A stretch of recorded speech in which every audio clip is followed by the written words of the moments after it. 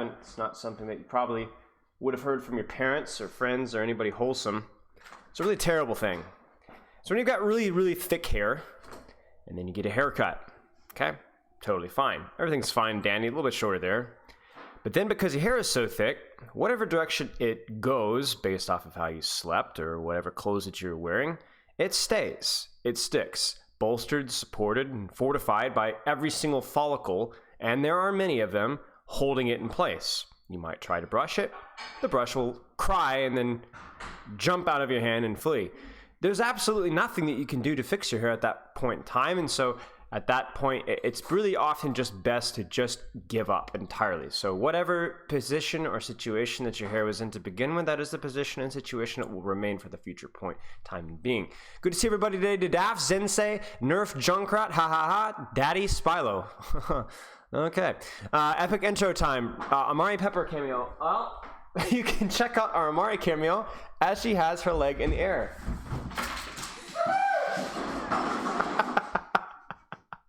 And Fast Pepper scares my cat so badly that she just knocked over a plate. That was really well done. Congrats, you've given my cat a heart attack. Hello, good to see everybody. Batman is awesome. Yes, that is true. Nice job, Bob. Oh my gosh.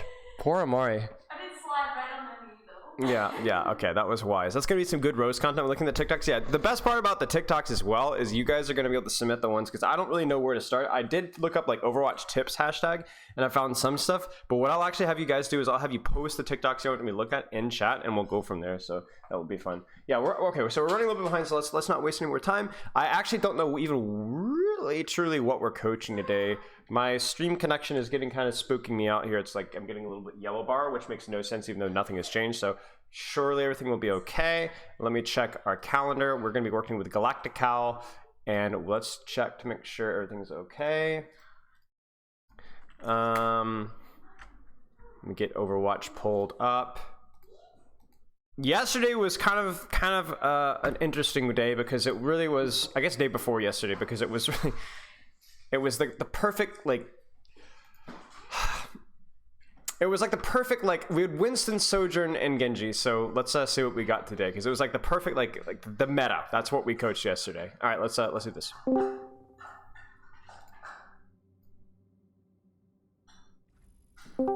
Yo, how's it going? Hello. How are you doing? I'm doing well. Good. It's been a good day. I had a bit of a bad hair day to start, but Welcome to the club.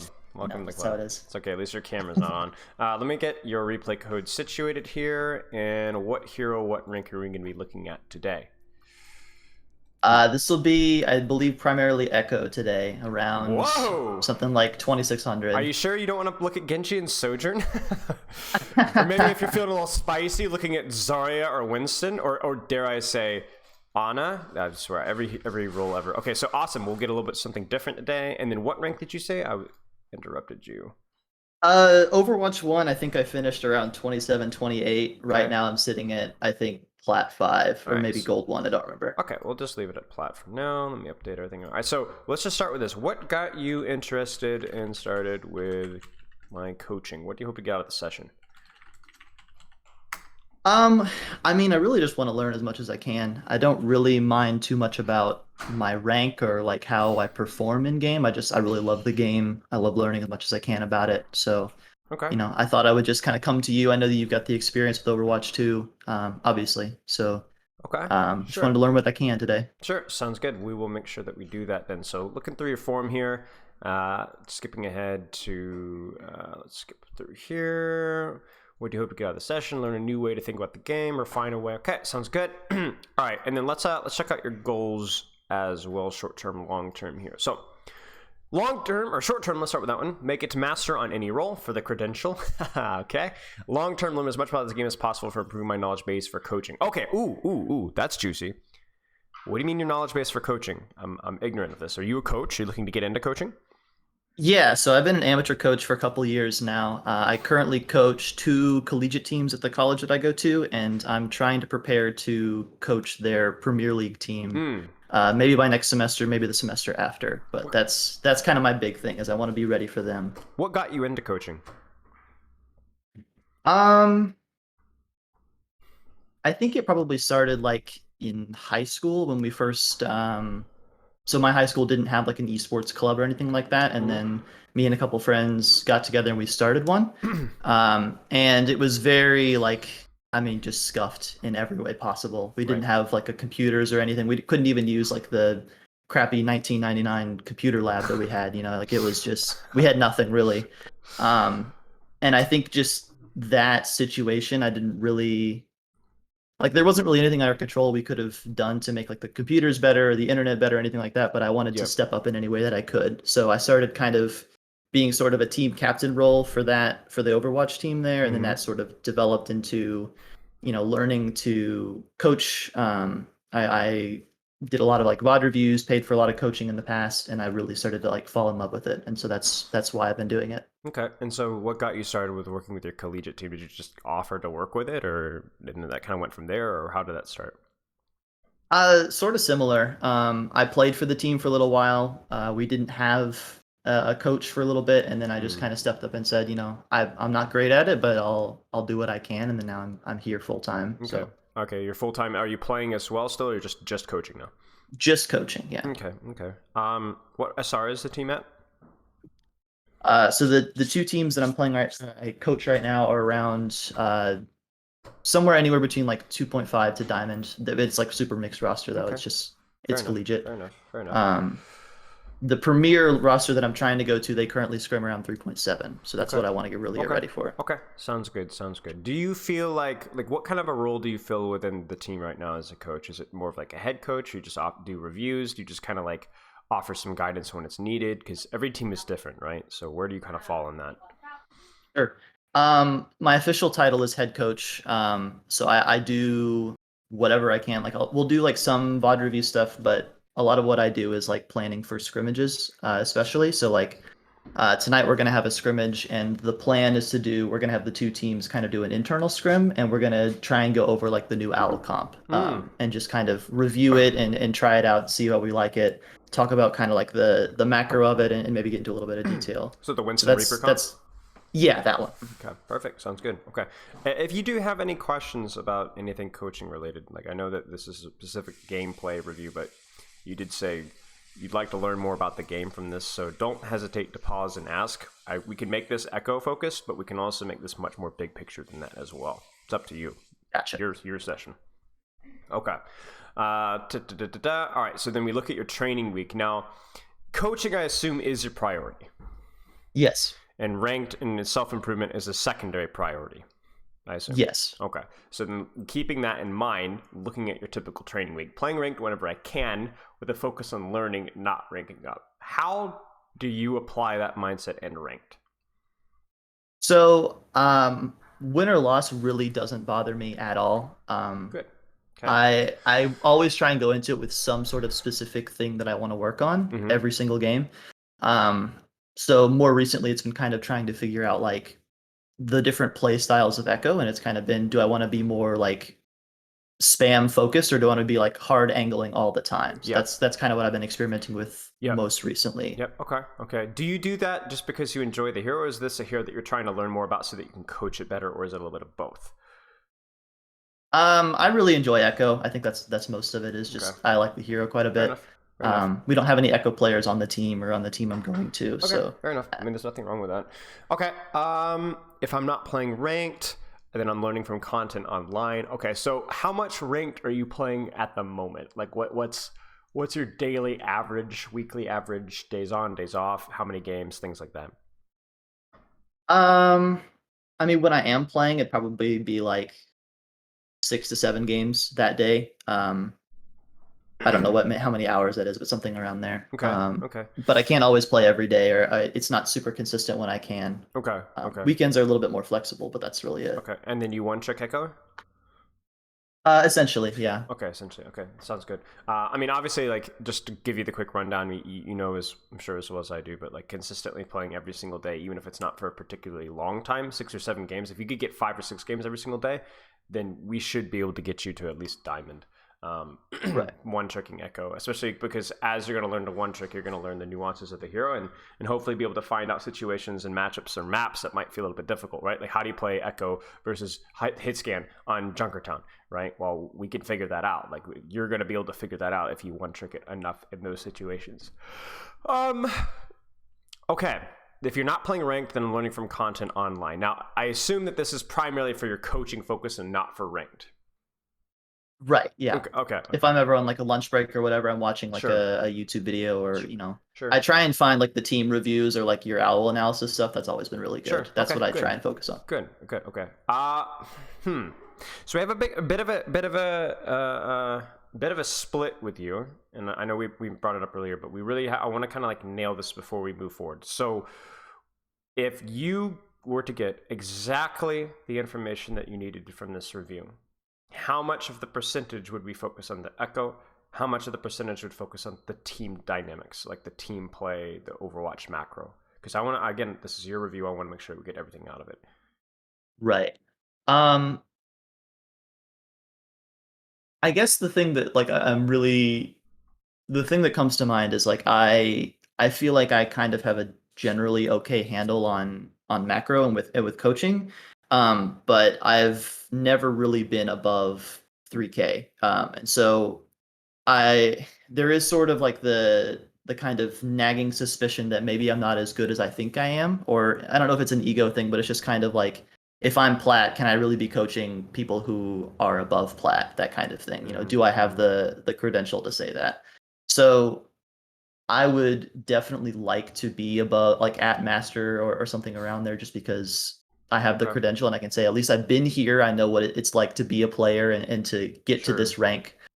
So I know the expectation. Sure. Where I'm at now, I don't really have a basis or anything like that. So yeah, that's understandable.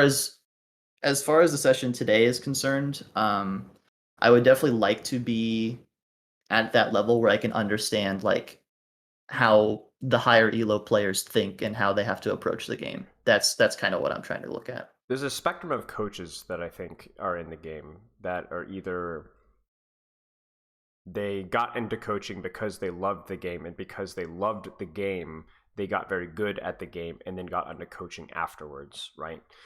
And then there's the spectrum of coaches that just love coaching and love the game as a secondary concern, and so that oftentimes aren't always super good at the game because their focus has been on the coaching and not on the game itself. If that makes any sense. Now, right. What happens is you have, there's a spectrum. I would say I fall more into the latter category. I love the game, but I've liked coaching more. However, I did love the game enough to one trick, or two trick to GM, and I love the game enough, at least strategically, to be able to study it. But I'm not one of these coaches that plays the game much at all, especially in the last few years.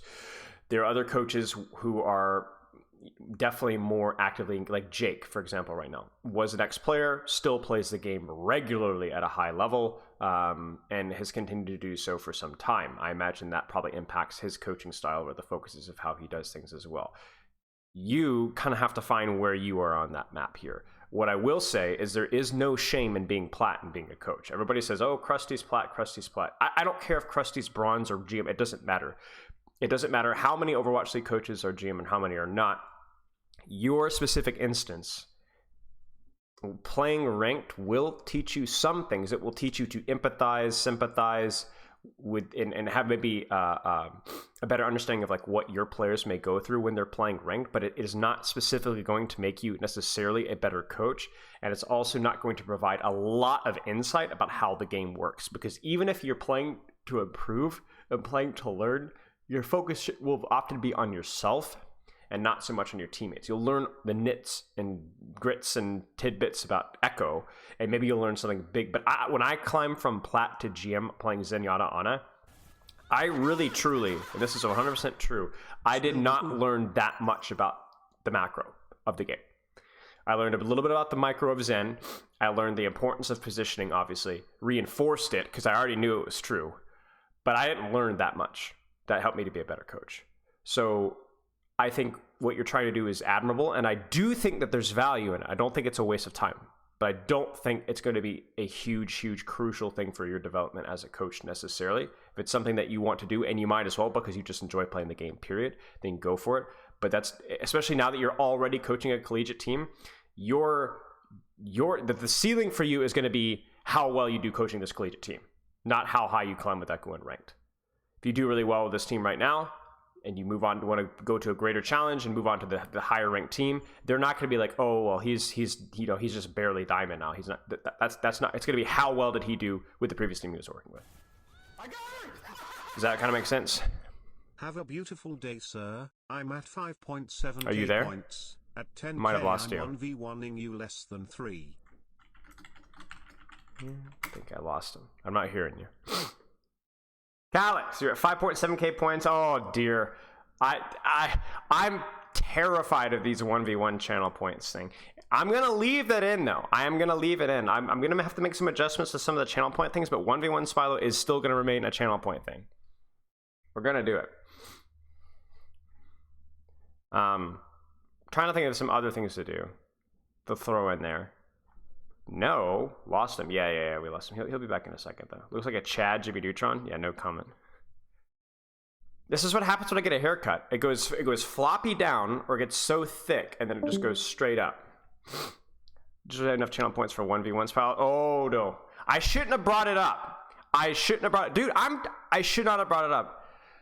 I forget. I 1v1. We've done it before a couple of times. It didn't go well. Actually, you know what? No, it went great. I went 10-0. You guys are screwed. You guys are absolutely screwed. Can you join on phone?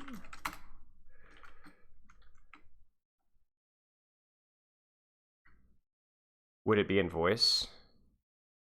No. I mean, you could trash talk me in match chat if you want. PG. Yeah.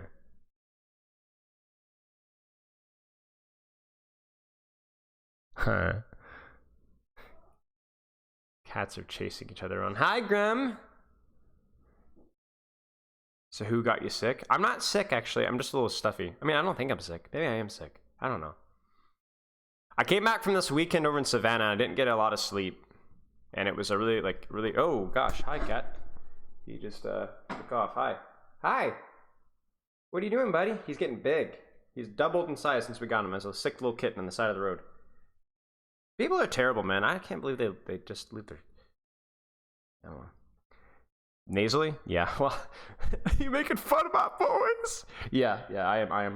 I'm probably a little sick, actually. About to redeem that later. Yeah. Let's do this. Let's find a nice song. Chat. Give me a nice non-copyright. We did this before and we had a lot of fun. Sing along song.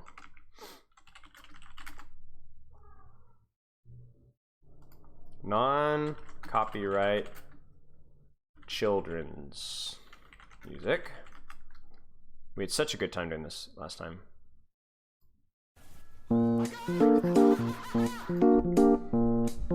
Thank you for the gifted sub, Nodlin, Kratos Vault.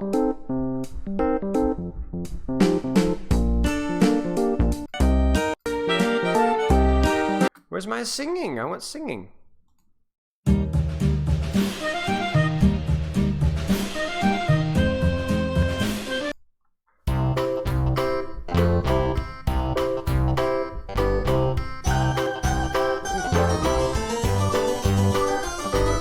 This old man, he played one. He played knick-knack on my thumb with a knick-knack, paddywhack, it a drug a bone. This old man came rolling home.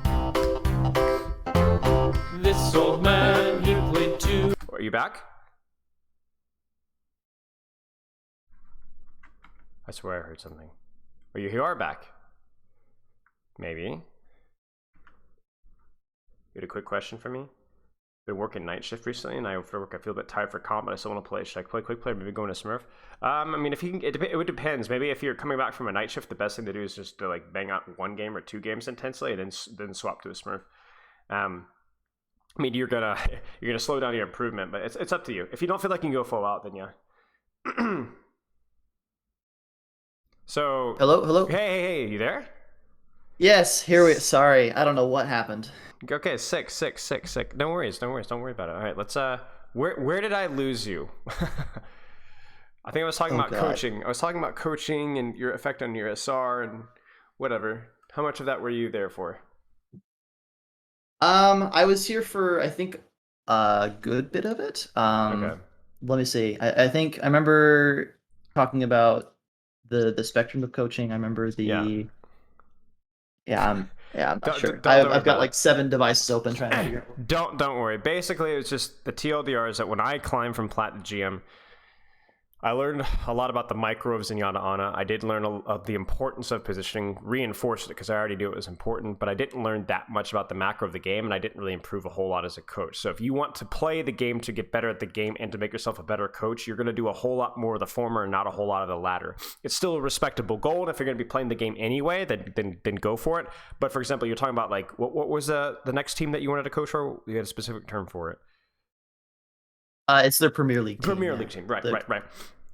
For you to succeed or get to the Premier League team, it's going to be more about what you're doing with the team that you're doing right now, and not about whether you're going to get to Masters or Echo. To be frank with you, and Right. I know you know that, but I just promise you, I confirm that is 100% the case. So, okay. What do you feel is holding you back? Big question here: mechanics, poor mid-fight adaptability, and hero pool. You're gonna break those down for me, please.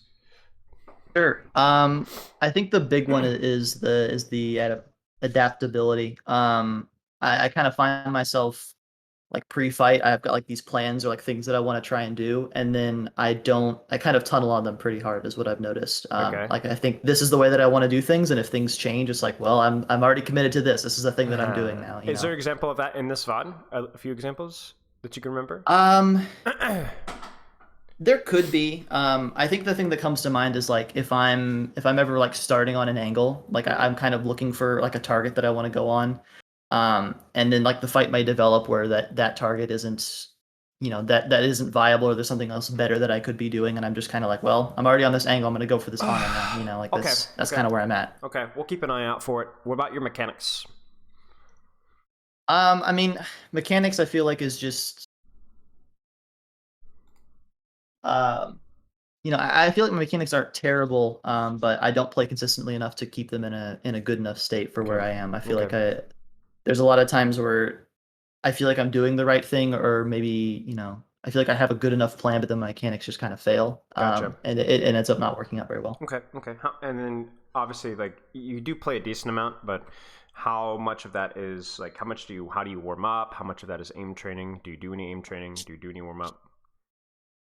I do a little bit of aim training every so often, but I don't have like a consistent warm up schedule or anything. Okay. I use like the what is it, like the PMA jellies training code. I don't remember what the code is, but Okay.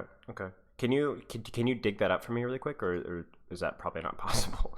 I don't know what the status. Yeah, of I can try. Or not. Okay, do so for me because I might want to give it a check.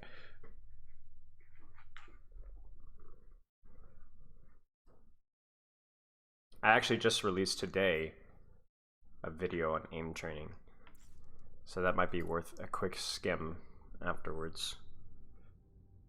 I think I did look at that one earlier today. Yeah, the Widowmaker, right? On the No. Just like an hour ago. or right, yeah, it was Widowmaker in the you're right. Yes. So I can't even remember. Okay, the code is KAVE5. Yeah, that's what chat was saying. Okay, let's give this a check.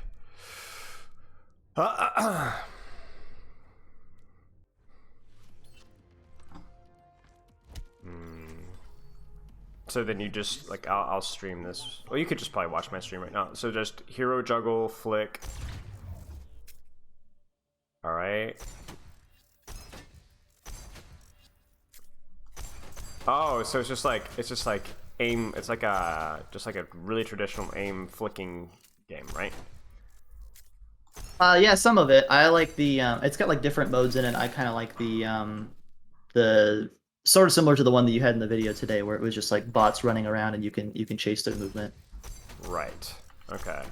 I mean, yeah, variety here is going to be crucial there. So, I think what I would try to do is have some sort of consistent warm-up schedule. So you said you don't have really a consistent one. That doesn't, by consistent, I don't necessarily mean long, but consistent would be helpful nonetheless. 10 to 15 minutes of doing the same thing, same codes, whatever. And then maybe on a week-to-week basis, shifting it up just so you get like a different experience every single time, but you're still able to warm up before the VOD, or before the actual loading in, if that makes any sense. Sure. Okay, I don't really have a whole lot else. Like, again, I want you to please like stop me at any point in time where you're like curious about like the macro of this team fight or the old economy. Or if there are any other coaching questions that do come up, please don't stop me. You said you had a pretty good grasp on macro, but if anything does come up, just holler. Sound good?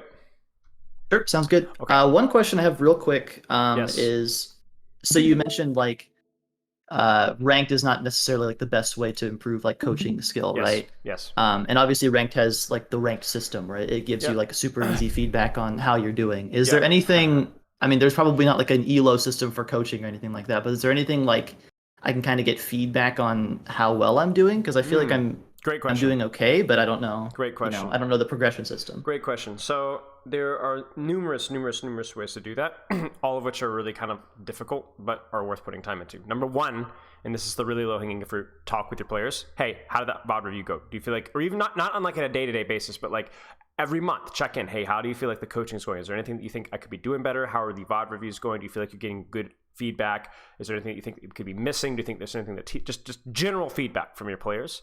Now, that you don't want to rely on that alone because players sometimes don't always know what's best for them.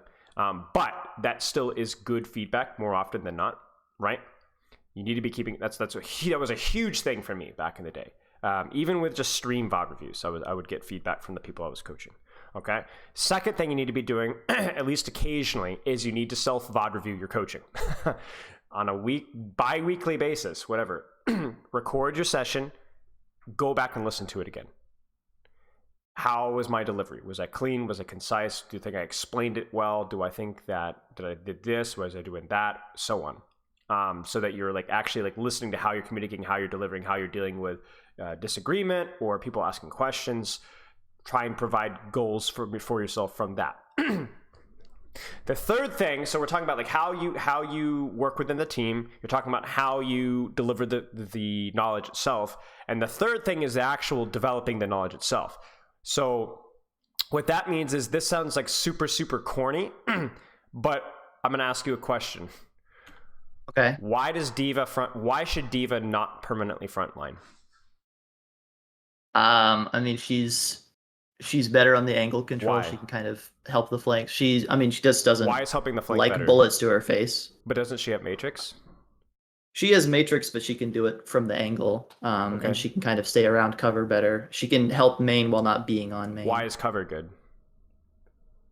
So what I'm doing is I'm essentially I'm kind of giving you a very, very brief taste of what I did for months back in the day, and I still do to this day, off and on, where I just second guess everything, and I try and look at it from another angle and think about it in a different way. There's a lot of like hot takes that I've come up with, or a lot of ideas that I've come up with that either I was just flat out wrong or I wasn't really quite right. But what I did by thinking about it a long time like that, is I would end up kind of solving things out by hammering at it over and over and over again from different angles. Like the problem that most coaches fall into is they see the game one way, they've coached it one way, either through a video or from experience or from another coach or from working with one team, and that's just it. They're locked in, they're set in stone, that's just how it is. And that's just not going to work, and that's just not going to be the best way to coach. So for you, it's like you need to spend time on your own, not just consuming others' content, because that's something that is important, 100%, but then also going into the game yourself, especially a scrimmage, and looking at the replay, go be like, seriously, how does this comp supposed to be played? Why? What's the best way to play this hero? Is there, like, what's the fundamental thing that we're missing here? And just how I tell players to, like, go intensely. It's not just about the quantity of time, it's about, like, the quality of time. I know a lot of coaches that have VOD reviewed shockingly more than I have, which is saying a lot, and who have spent more time studying the game than I have, but I'm much better at them with macro. I understand the game way better than they do, just because of the quality of that time and the amount of times I've second guessed myself and the amount of times I've actively pursued. Like, the other thing too is, like, do you know any other coaches? Do you ever like brainstorm with other coaches? Do you ever like look over a VOD? Like, I would legit pursue people. Like, I would go after Egoist Cat. I would go after over other contenders coaches, and I would just be like, hey, will you sit down with this VOD with me and like chat this out? Like, what do you think about this? People that actively disagreed with me, I would pursue, just so we could debate and argue and figure things out. You know what I'm saying? And so depending on how serious you are about coaching, those three things are really important for you to do. Look at how your players like how much value you're providing to your players, look at how you're communicating, and then really, really actively try and learn the game. Not just from my perspective or from Natter's perspective or Egoist Cat or like whoever else is out there is doing macro stuff, but your perspective. I am a tool for you to get a head start, but then you have the opportunity to go further than I ever did. You know what I'm saying? Just like I used people like Jane way back in the day and Iostux way back in the day, and I've gone further than they've ever gone in terms of the macro. You know what I'm saying? So be better than I was by using the information that you started with from learning from me, and then transcend that. Go in your own direction. Do you know what I'm saying? Yeah. Okay. Okay. Do you have any questions about that? I guess it would just be, is it just as simple as just, sending a DM out and just saying, hey, yeah. Okay. Yeah. All right, fair enough. People talk about how to make connections. You make connections. Sure. You try. Dude, I wish you could look through my old Discord DMs list and my Twitter DMs list and the number of times that I got ghosted. It's just unbelievable, man. It's especially awkward to the people that ghosted you try and message you back, and you're years later asking her something, and you're like, all right, I'll be the nice guy, but you were anyway. Okay. But yeah, just make connections, and within is there anybody coaching the Premier League team right now? There's not, no. Okay. I mean, it might be worth trying to figure out who they are, or are there other collegiate teams in the area? Like, if you don't have a coach for the Premier League team, okay, are there any other coaches in collegiate that you could connect with? Are there any coaches that you guys scrimmage with that maybe you're not actively playing against, or where they won't be scared about giving you guys information? You know what I'm saying? Just ideas to consider. Okay. Let's go.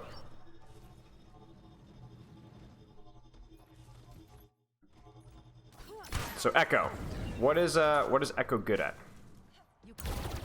Well, I like I said, I've been kind of experimenting with this sort of long range spam playstyle where I kind of just sit back and wait, and then when I find an advantage, I can kind of use my mobility to get in on top of it. So here, I'm just kind of I'm holding the corner, I'm just kind of spamming out, and I'm waiting to see anything that seems notable, like if somebody gets low health or if they use some kind of important cooldown, like if I see Moira Fade or Ana Nade or something like that. That's kind of what I'm waiting to look for. Okay, seems good. By the way, if the bitrate becomes a problem, you can just hop to stream, no big problem. Okay. Okay, using covers, spam. Unfortunate miss. That's definitely one where, the stickies are just awful. I mean, it just needs practice, right? Sure. So I actually like this. So this is, obviously depending on composition, sometimes you are going to shift in, but sometimes I look at Echo a lot like this current Sojourn playstyle, where you want to play in a way to where you're going to get your shift forced, but not in a way to where you're going to have to shift in. So in other words, if you could look at this aggressive angle you're playing here. A lot of damage. The diva has to shift you out, but then you just go out to begin with. You always have an escape route, but you're playing so aggressively that you force them to have to shift in to clear you out. So I'd rather you do this and then have to shift out than for you to shift in and then you get caught dead. You kind of see what I'm saying? Right. Okay. Okay. Let's keep going.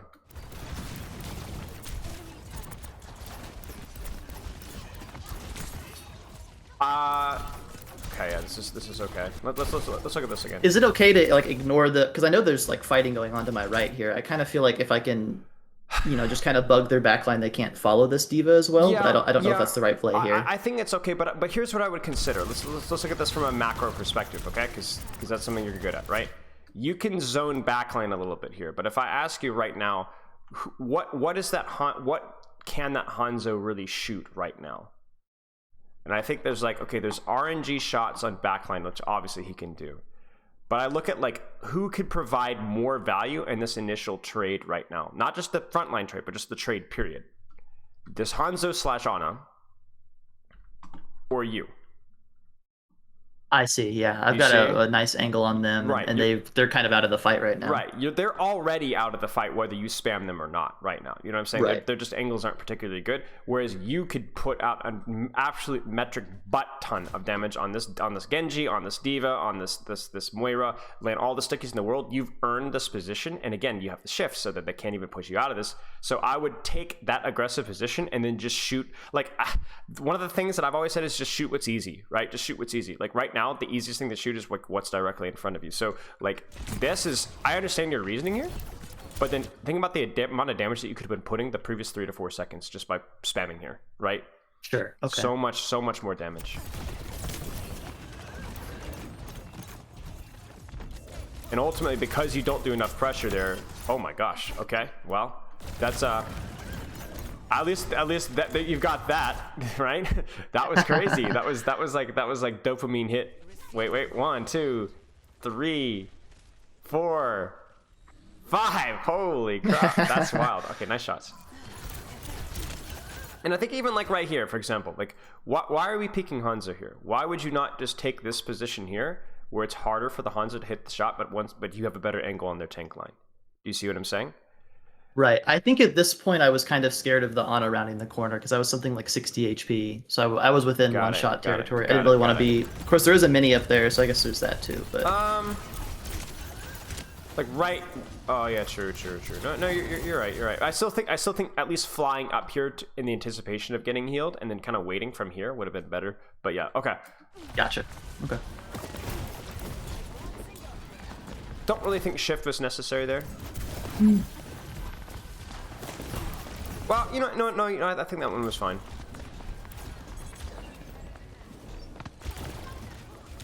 This is what you have to be careful about. So this is kind of what we talked about, right? So you got your shift force, unlucky, go next. Now, right now, what do you need to be aware of?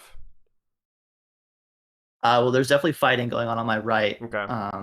And I don't have the shift to get out, so I'm kind of on this really aggressive angle, and I don't have it. So remember, this is the thing with shift, right? Where it is your get out of jail free card. If you don't have it, it doesn't mean you can't 1v1 it. It's just you better win the 1v1, otherwise you will lose the 1v1, right? Mm-hmm. The thing is that like this allows you to just bail from any 1v1 you start losing. Well, you're taking a 1v1 right now, and you're taking it very aggressively. I don't like this. I would much rather you could kind of cheese this, be careful, and then as soon as that shift comes to like 1 second, then you can play aggressive, because if that Hanzo like lands a shot on you, well, it doesn't matter. You're gonna be okay. I don't like the level of aggression right now when you could be playing it very passively and then waiting for that shift to come up so that then you can play it aggressively. You kind of see what I'm saying? Okay.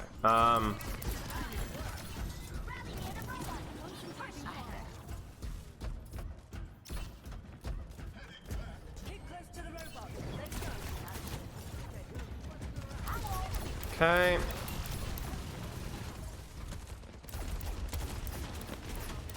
Okay, nothing crazy here. Okay, right now we start to have a pretty aggressive tank trade going on here. So this is again like the shift rule, right? What's the goal? Can I press W, take an aggressive angle to get spam without getting my shift forced, right? And then have that shift as an escape cooldown. What do you think about positioning here? Because this is an awkward one, right? Where you want to hold an angle, right? What's the problem about the angle that you're on right now? Oh, hello. That's fine.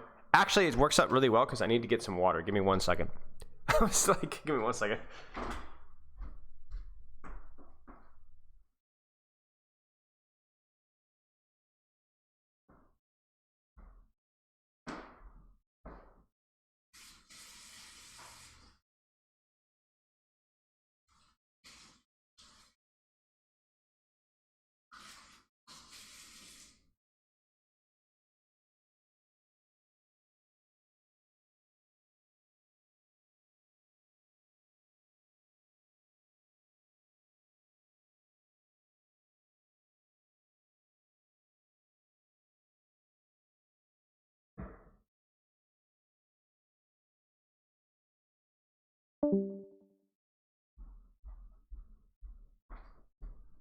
Give me 1 second. I'm going to change sweatshirts. 1 second, guys.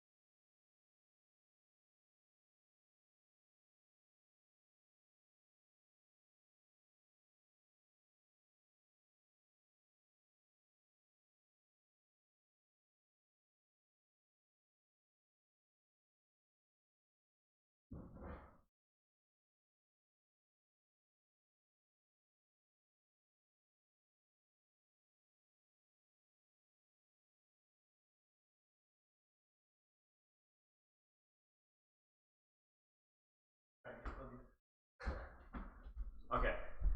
I'm back. Sorry, chat. Are you here? Unfortunate. Chat. Let's Galactic Cal, if Galactic Cal, are you in chat? We could do this over text if you want. I've got no problem doing that. Hello back. Man, shut your mouth. Shut your mouth. If Galactic Cal is in chat, we could just do it over stream. It shouldn't be a problem.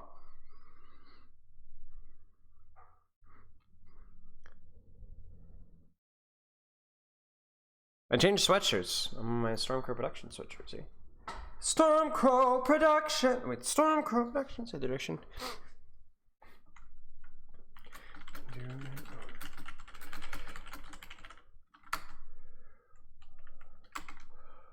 We'll wait a few more minutes. Galactic OW? Dang it, I just realized that I said Galactic OW. It's probably Galactic OW. But to be fair, there's the capitalization on the C, so. Anyone else doing commando mode? I can't answer that question. Legally, I'm not allowed to answer that question. Do that feeling when you wear your most flex clothes for the airport? Yeah. Hey! Oh my God, Jesus. You're good. All right, what did I lose you? It was right at the Hanzo flank. It was right after I stopped talking. Okay. Yeah, okay, Okay. Right there. Okay. So, yeah, there's construction outside. Apparently they hit something. So this is just gonna be the theme for today. That's okay. Okay. So basically TLDR, make sure that you got your shift in these duels, because otherwise, if you lose the duel, you're in a hairy spot.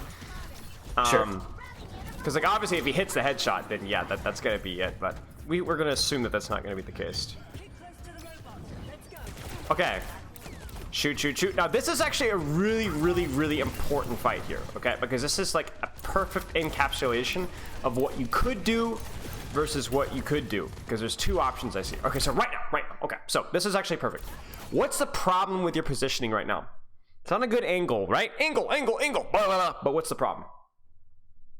Well, my team's not quite ready to fight, I don't think. Okay, yeah, that's true. But also look at this. Look at the soldier positioning. Look at the bat position. Look at the Moira positioning. You kind of see what I'm saying? Is it feasible or reasonable for you to be able to get a lot of pressure from this position right now? Not really. They're Right. at better ranges for themselves than I am. Right, exactly. So you really have to make a decision here. You've got two options. What are those two options? I guess it would be either shift in on somebody, even though I'm not really in shift range, but just try and get closer to try and get in my range. Or back off this angle and wait kind of in main and wait until my team moves in. Sure. So this is exactly. So you either could basically exploit the mercy pocket and be like, shift in, sticky, and just murder this guy, right? High risk, high reward, right? If you get this angle, you get the kill, great, then the fight's lost for them. It's over. They can't win. Or you can go, okay, that's more of an effective range. I can't do that, especially if you don't have a pocket, right? Then you would go to here. Now, that doesn't feel amazing, but why might it not? Why might it be okay? Look at the soldier's positioning again, right? What can he see from here? Yeah, I see. It's kind of like before, where he's kind of too far out of the fight to do anything, right? Or at least not meaningful. Right. So what ends up happening is then you're like, okay, soldier, if you want to gatekeep me, fine. I'm gonna play in an angle to where I'm gonna be doing more damage than you. The soldier can't gatekeep you and output the maximum damage at the same time. For example, if you're playing soldier here and you want to fight like on this position here, where would be the best spot in the map for the soldier to play? If you go anywhere you want, where would you want to go? I mean, where our red sojourn is not yeah, exactly. bad. He'd want to go right here, but what's the risk of going right here? Well, he's opened up to me or anybody shooting him from this angle. You could immediately dive him, right? So then he loses something by playing here. Now you lose something too, so then you're like, okay, screw you, man, then I'm gonna do whatever I want. And then if he goes, oh shoot, man, I need to start doing more damage, and he starts to walk forward, maybe he gets a little bit greedy, well then now all of a sudden what does he open himself up to? I see, yeah. I see? can go and catch him on the rotate or something. So anybody trying to counter you, if you adjust, then now all of a sudden you force them to make a decision. So like right now, you're going to do more damage than the soldier is. And like, look at how aggressive you're playing, you know? Because there's just nothing that's gonna punish you, right? So, okay. Yay. Okay. So I mean, just to be frank with you, obviously mechanics just not great, but it's not the end of the world. All right, so we have copy here. So who do you copy? Who's the best copy target right now? I mean, immediate thoughts is Diva. I don't really like Soldier or Genji, I don't think. Okay. Okay. Fair enough. I think Diva's probably a decent low-hanging fruit. I mean, generally tanks aren't always as good as they were in Overwatch 1, but if the tank has like super powerful defensive cooldowns like Diva does, then it's probably fine. Like if you're a Ryan, you're relying off of your HP, right? If you're a Diva, you're relying off of your 3 freaking second matrix. So you can last a long time. So yeah, I think a Diva copy seems reasonable here. If there's a go ahead. Well, I don't know if Ana or Moira are great. I know if I copy Moira here, I can get my ultimate quickly, but I don't know if that's like a fight-winning ultimate that I want to invest duplicate into. Right. Ana, if you copied Ana here, what would you do with this Ana with this position right now? Well, right here, yeah, I would just die, or I wouldn't have anything to do. Right. So I would need to probably back up if I wanted to do Ana. I would. Well, even then though, you copy Ana to get nade sleep value, mostly nade. If you're on the floor and they're on the high ground because of the position, you're not going to get nade value. So generally what you'll see is Echoes copy Anas when they have a good position.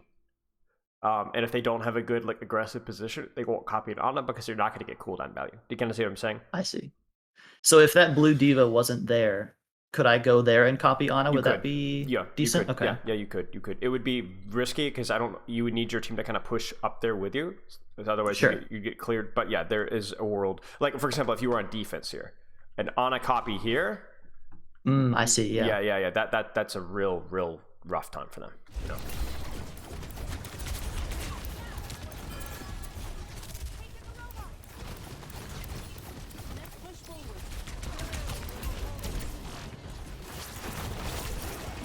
Yeah, I remember this one. Oh dear. Yeah.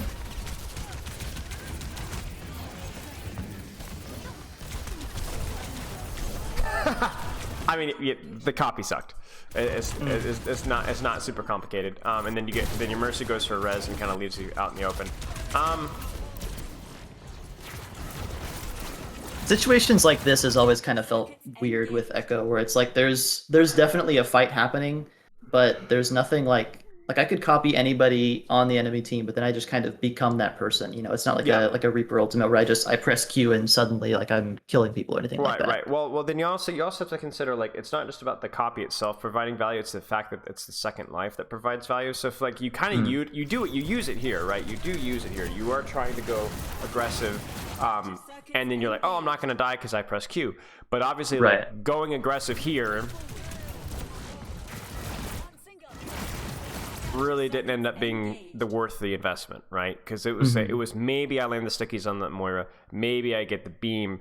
Okay, now I'm not going to. Now, so I'm not saying that this needs to be a mechanical, oh, you need to not do this play because you're not mechanically good enough. I'm not sure that even if you are a good Echo, that this was good, if this was like the most important thing. I think just simply LOSing the Moira ult and then force him to aggressively push onto you where you can get the copy that you want would have made more sense. Like, for example, right now, like really what is that Moira threatening right now? You know, I mean, the only reason your Mercy's even in range is because you force her to be in range, right? Like, look at the rest of your team's response. You know, everybody's hiding, everybody's okay. You kind of just force aggression, and then that forces your copy, and then that forces a bad copy, and then it forces a fight loss. So just I see, yeah. Just unless you're in a great position for it, you don't need to do it. Like do you see what would have happened if you not gone for the Moira? Let's watch this. You would have sat here, you would have shot, and look who just presents themselves on you. You see? I see. You walk here, you would have stickied, shot. Last possible second, copy the D.Va, and you're all good. Okay. Let's keep going.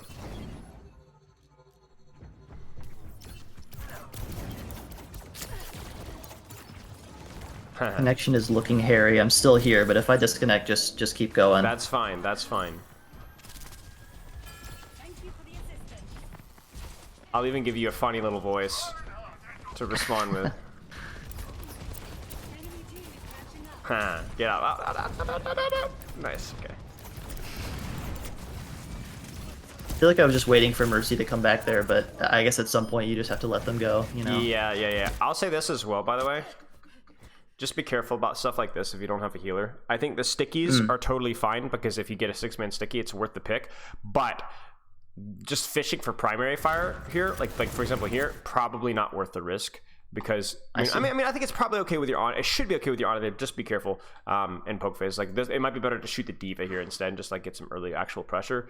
But I think you're probably fine with stickies because with stickies there is a chance of getting that kill, right? Right. I mean, they don't really have like a. I mean, I do die obviously, but like they don't have like a one shot on their team that I can I can see. So I feel like it's not terrible. No, I agree with you there.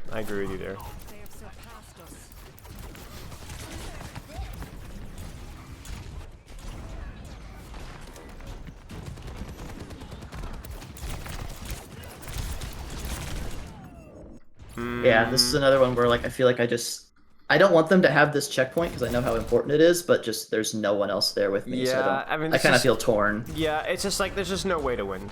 You're already down one. There's nobody here, and again, it's like this isn't. What do you think is going to happen here? There's a diva in front of you. Maybe, well, if anything, if you're going to go for the high risk, high reward play, just go for the soldier. But yeah, this doesn't make sense. Yeah, and then obviously shifting through. Just now we're going to stagger out further. How much Reaper do we play here? Hopefully I don't play it the whole time. Plays a lot of Reaper. Oh god, okay. Reaper, well, or do you want to give me another code? Yeah, Reaper's probably fine. I've been doing some Reaper like kind of. I mean, we could do it. Just like on the closer range stuff. Let me see if I can pull it up. No rush. I have been trying to play some more Reaper just because I feel like on the closer range maps, especially with Colosseo, all the corners and things, I feel like Reaper's not a terrible swap to go on to. No. So like okay. Colosseo, King's Row, like just the ones where I feel like it's tougher to play on Echo. Makes sense. If you don't get a code, don't worry about it. Booting up the game. Let me see if I have anything real quick. Sorry, I know this is like probably the most scuffed review ever. Oh, but... you'd be surprised. This is smoother than a baby, but compared to some of the stuff that we've seen. We've had some interesting reviews before. Very interesting reviews. Have you had this bug where you open up client and then try and go to the replay viewer and it just instantly crashes the game? No, I'm not, but I believe you. It's very consistent for me. If I try and open up the replays too soon after launching the game, it just denies. That's annoying. That's really annoying. So that's fun. Yeah.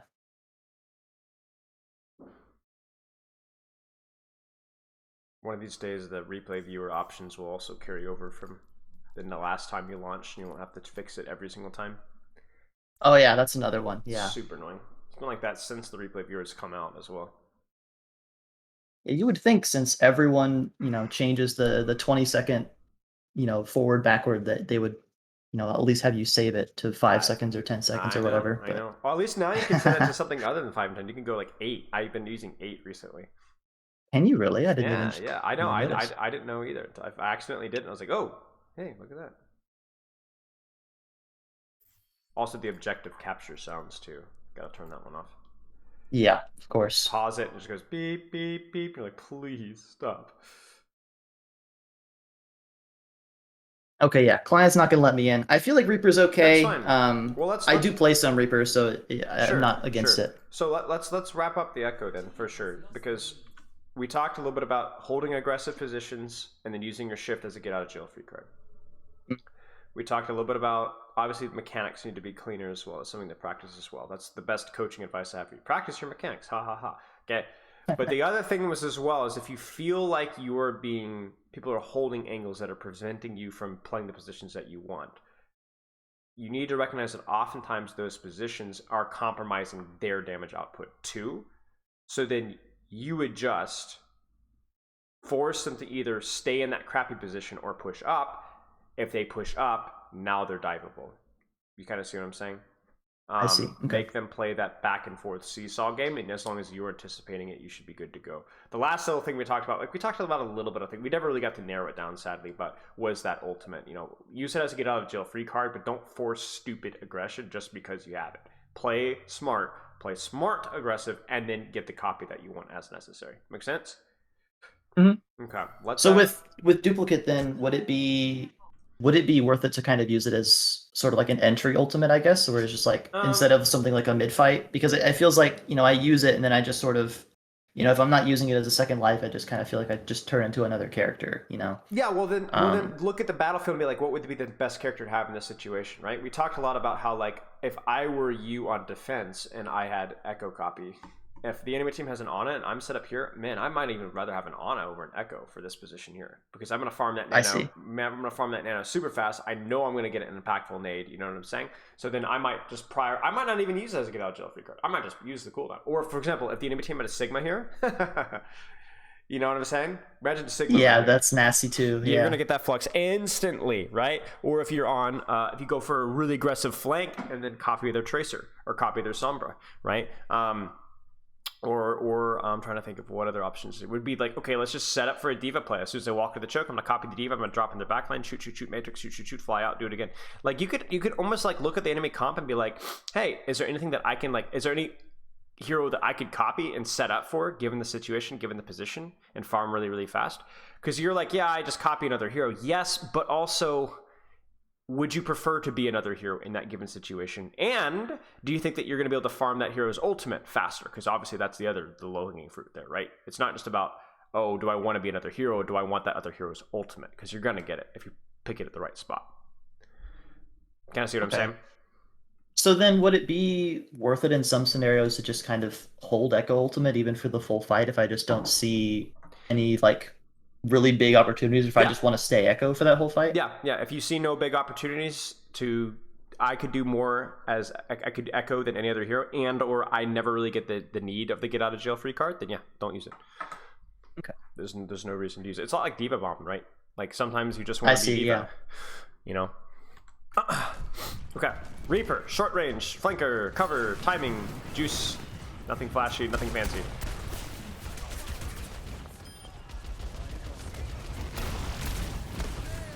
So this is where you have to, every single time with Reaper, you have to make this judgment, right? So like right now, is it better to go with your Reinhardt here, or is it better to flank here? I don't know, because this flank is not particularly short range. Do you see this? So you would be praying that nobody peeks this corner and forces your Wraith. So I think what you do here is fine, but this is an example of where you have to make that split-second decision over and over and over and over and over again. That's Reaper is unbelievably basic, but if you don't do those basic things well, you're gonna suck, you know? So like right now, I think this is the right decision because the flank is too long. But then like right here, what's better, to play this corner? Is it better to TP up to top and to go from behind? You see what I'm saying? Sometimes the answer's not so clear.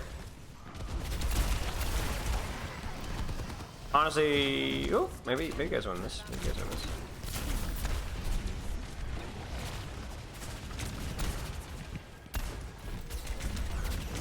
So I guess that's another one of those like weird situations where I feel like I can maybe ignore the diva and kind of put pressure on the back line there, but I'm just like literally walking past her and she's hitting me in the back the whole time. So like there's no way that you can do that. Yeah, that's where you have to utilize the short off angles and flanks, but none of them have really presented themselves right now. So you just shoot the diva. Okay. To be honest with you, right now this fight has been not super smooth from you, but there hasn't been any opportunity to do anything crazy either. So.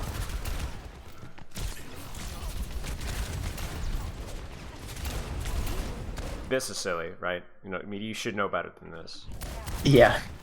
Like, I get that it's like a tricky situation, but like, okay, you forced a little bit of resource, just fly back here, reset, shoot the diva, do it again. It's boring, but it's honest work, you know? Yes, you should die for this. You should die. Yeah. And there you go, right? I mean, this fight is winnable if you just don't troll the lobby, and you troll the lobby. I see. Yeah. It's not complicated, but yeah, that should not happen.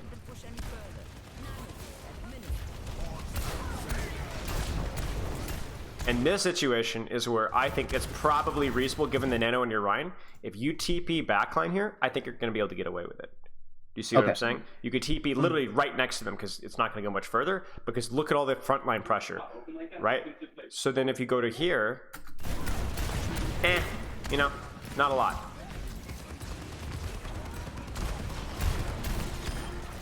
Nice.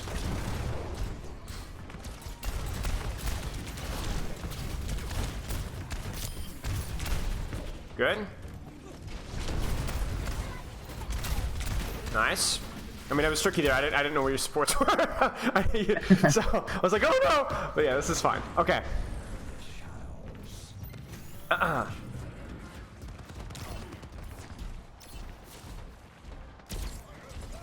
Okay, here we go. Get the first shot. Very nice. Now, let's consider this.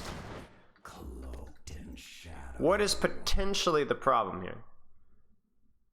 I mean, there's no one with me. This is kind of a 1v5 almost. Yeah, like your Ryan is not even walking forward yet. So your Hanzo's dead, so this makes this really, really awkward. But to be honest with you, this should just never happen. This really should never happen. You should die for this, and you should lose your ult for this. So my problem here is it's like, I would describe Reaper ult as like fight winning in the perfect situation.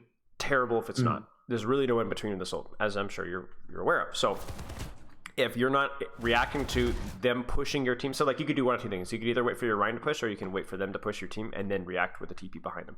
This shouldn't work. This shouldn't work. So I guess like just 5-10 seconds before this, right? Like I see my Reinhardt's kind of pushing up.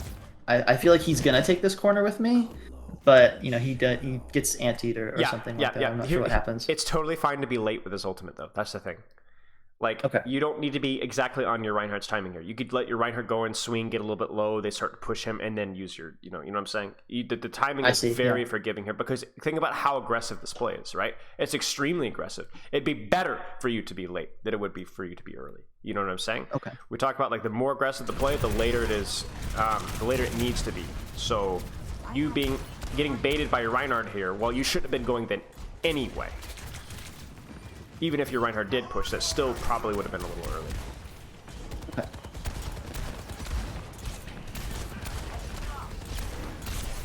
Yeah, just need to obviously keep your attention. Whoa.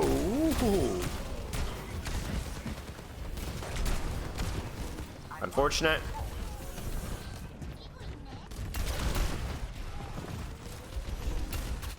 This is where I think you could start considering like doing things like this, right? Now you have an opportunity to set up for that Ana, and make that diva like kind of respond. I don't see any reason for both you and your Ryan to be here. And then obviously you could just literally just sit, wait. If that diva pushes your team or your Ryan pushes them, then you go. Okay, so I can sit on the angle, but I don't necessarily have to go and do it. You're just kind of be there waiting. You're waiting. You can even shoot from here. Just shoot from here, shoot from here, shoot from here. That diva pushes my right. Okay, I'm gone. You know what I'm saying? You wouldn't want to go up here now necessarily. I mean, okay, you wouldn't want to go up here now because it would be kind of a 1v5, right? But you could at least set up for that flank because it's gonna be used soon. It should be used soon.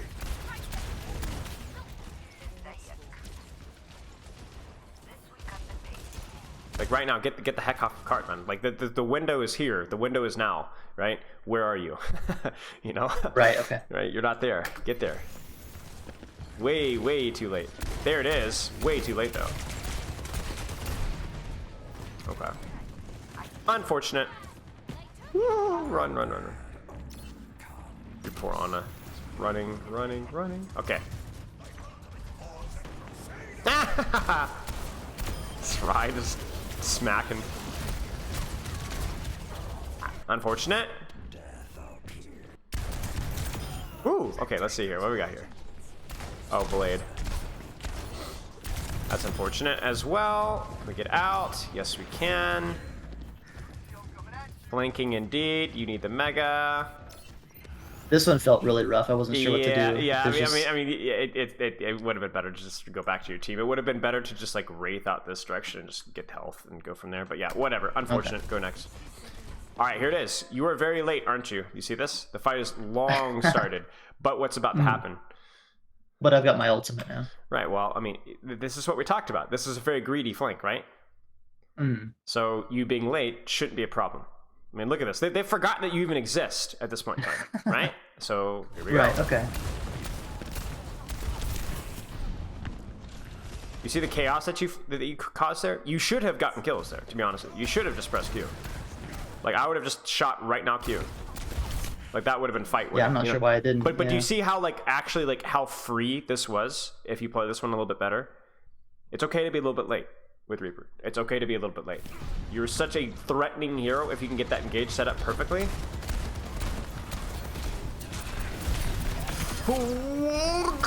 Yeah. I've never been so close to, like, oh my gosh, I was like, oh no, is that gonna pop off? I really didn't know. Okay. Ah. Well, I guess the question with being late to the flank, right? Whereas kind of in that situation where it definitely looks like I probably should have pressed Q there, but probably what I was thinking was like, I don't know if Moira has Fade or if Ana has Sleep or something like that. Sure, sure, fair enough. Is there a way to kind of, because I feel like if I'm just kind of like standing and waiting, I may not necessarily be able to see cooldowns like that, right? Like if I'm just, obviously here I'm on this really stupid, behind them trying to get Mega. Right. But like even if I was like on the high ground looking over them, so I feel like that's kind of just peeking for no reason. Listen.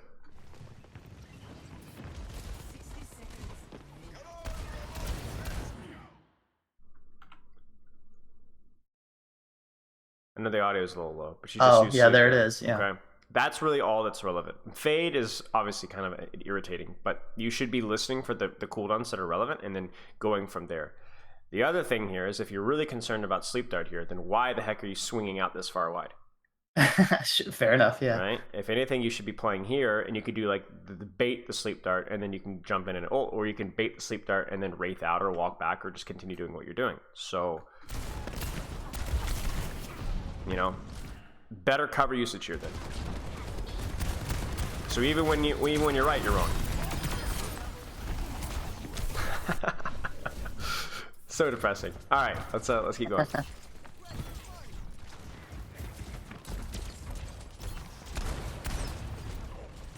Okay. So when would I, like in this situation, when would I want to go for like a backline TP? Like if I've got like a Reinhardt, it feels weird to just open like right now. If I just open with TP, I don't necessarily know that my Reinhardt's gonna push in at the same time. Okay. I guess I could wait for something like a Sleep Dart or Nade or just some important cooldown again and go for it. Where would you TP right here? I was kind of more thinking like directly behind them, like down that main lane. But I guess it could be on the high ground where I did the first Death Blossom as well. Right. Yeah. What would be the benefit of TPing here or even like here?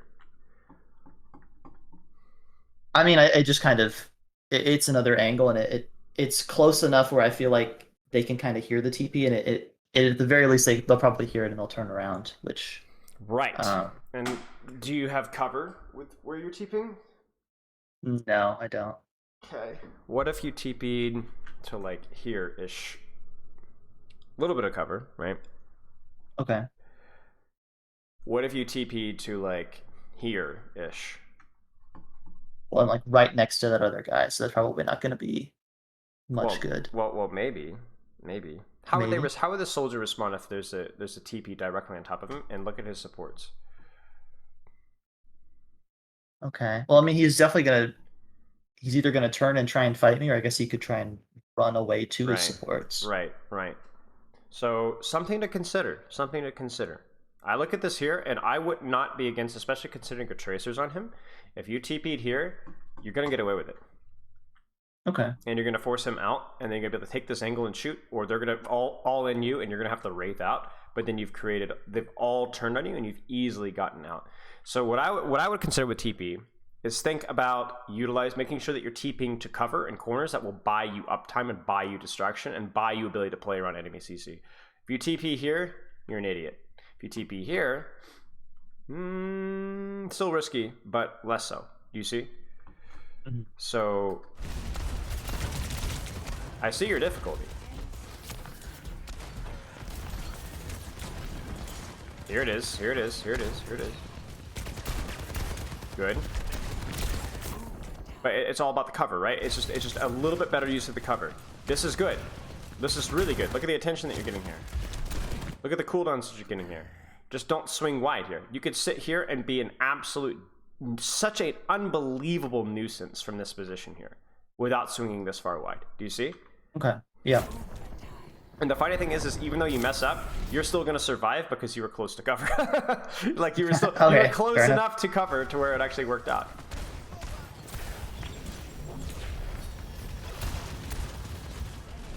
And do you see how this is kind of becomes one of the situations where they either respect you and prevent you from flanking, in which case you can shoot the diva, or they don't respect you and you can actually shoot. Like, look at their positioning right now. This is horrible. Like, look at them. Look at them. They're all like they're herded like cats. You know what I'm saying? All in one tiny little corner. This is yours and your Tracer's work. Okay. So this is kind of like the Echo thing from before, right? Yeah, Where it it's is. just It is. I don't necessarily have to go out on them because they have to respect that I'm over there. Right. Okay. It's the mobility advantage where you have the ability to threaten them up close so that they have to respect that. Nano coalescence. Right. Winnable. Oh.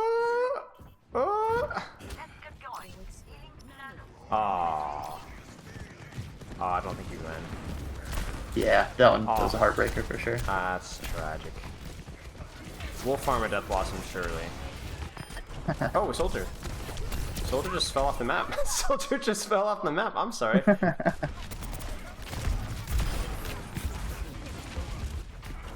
Okay, Helix Rocket. Okay. All right. So what are you seeing on your Reaper? What's standing out to you on your Reaper? I mean, I can definitely get more creative with the teleports. That's the big thing, I think, is I've sort of only been using them as like I'm behind them for a Death Blossom and not necessarily like I can go pressure this flank or I can go like find an important cover to get to. Right. As long as you can Wraith out, Teleporter is something that you can be exploiting more. What else are you seeing? Okay. Definitely want to be more I don't know what the word is, but just be using cover more. Like more deliberate on being close to corners rather than swinging wide. Yeah, it's going to buy you so much more uptime, and it's going to give you more counterplay to enemy CC as well. What's remaining in Overwatch 2, there is. Okay, let's stick with that. Going back to Echo, what were the things that stood out to you with Echo, if you can remember? Okay. I guess sort of in the same vein as we talked about with Reaper, which is just like I don't have to like try and force things all the time. I can kind of just hold corners or be a nuisance. I don't have to like swing wide and force engagements when they're not there. Exactly. So I can kind of be on an angle to start, but like return to main if if it's not looking good or if I'm stopping somebody. Right. What else did you see? Kind of like with Reaper, same thing. Like I can use my mobility to be more aggressive to start, and then use it to kind of get out. Sure. Okay, and then big picture for you as a coach, what are some goals outside of the Reaper Echo? Okay. Well, I definitely want to be like trying to talk to people more. Like I want to try and find other coaches to talk to and just like give them either my like coach. Like I have some things that I've recorded in the past, like maybe like toss them a recording, say here's what I did. What do you think? You have any notes, kind of thing. Sure. Can I announce your Discord tag as well, and in case anybody is watching and wants to connect? Go for it. All right. So it is. Let me put it in Twitch chat here, but it's Galactical. Fantastic name, by the way. 7011. So if there's any coaches watching or anybody that's involved in coaching, reach out to this mate. All right. Do you have any questions? I think I saw one person in chat. I got them. It was perfect. Nodlin, I think. So I got them down. All right, perfect. Do you have any questions? No, I think that's just about got it. I really appreciate it. Everything. That's awesome. You're very welcome. If you have any other additional questions, the replay rule, send me a replay code and timestamp. I'll go over it, the team fight, and give you my notes on it, my thoughts on it. And if case like you want to okay, I've been working on this, but what about the specific timestamp, right? And then if you have any additional questions, just shoot them my way. All right? Okay. Sounds good. Mate. Thank you so much. You are very welcome. Cheers, mate. All right. That was Galactical, the Reaper Echo and coaching extraordinaire. Hope you guys enjoyed that one. It's so nice to be able to coach different heroes. I had this realization, though. As much as I'm whining about Winston, Sojourn, and Genji, how lucky are we to have those heroes as being meta, right? Like, seriously. those are really, really fun heroes to watch, and they're really fun heroes to play as well, and to coach particularly. So like I think like I'm being a bit of a baby about it, but for in all honesty, like I am very grateful. Like I would much rather have that than coach a trillion Batiste or a trillion Moira VODs. You know what I'm saying? I just like the variety, you know? Everyone loves the variety, but I will say if I had to coach something over and over again, Winston, Sojourn, and Genji is pretty decent. Pretty decent indeed.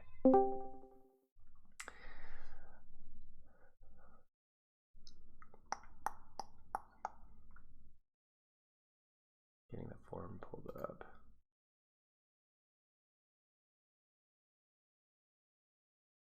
I have a code. Yo, what's going on?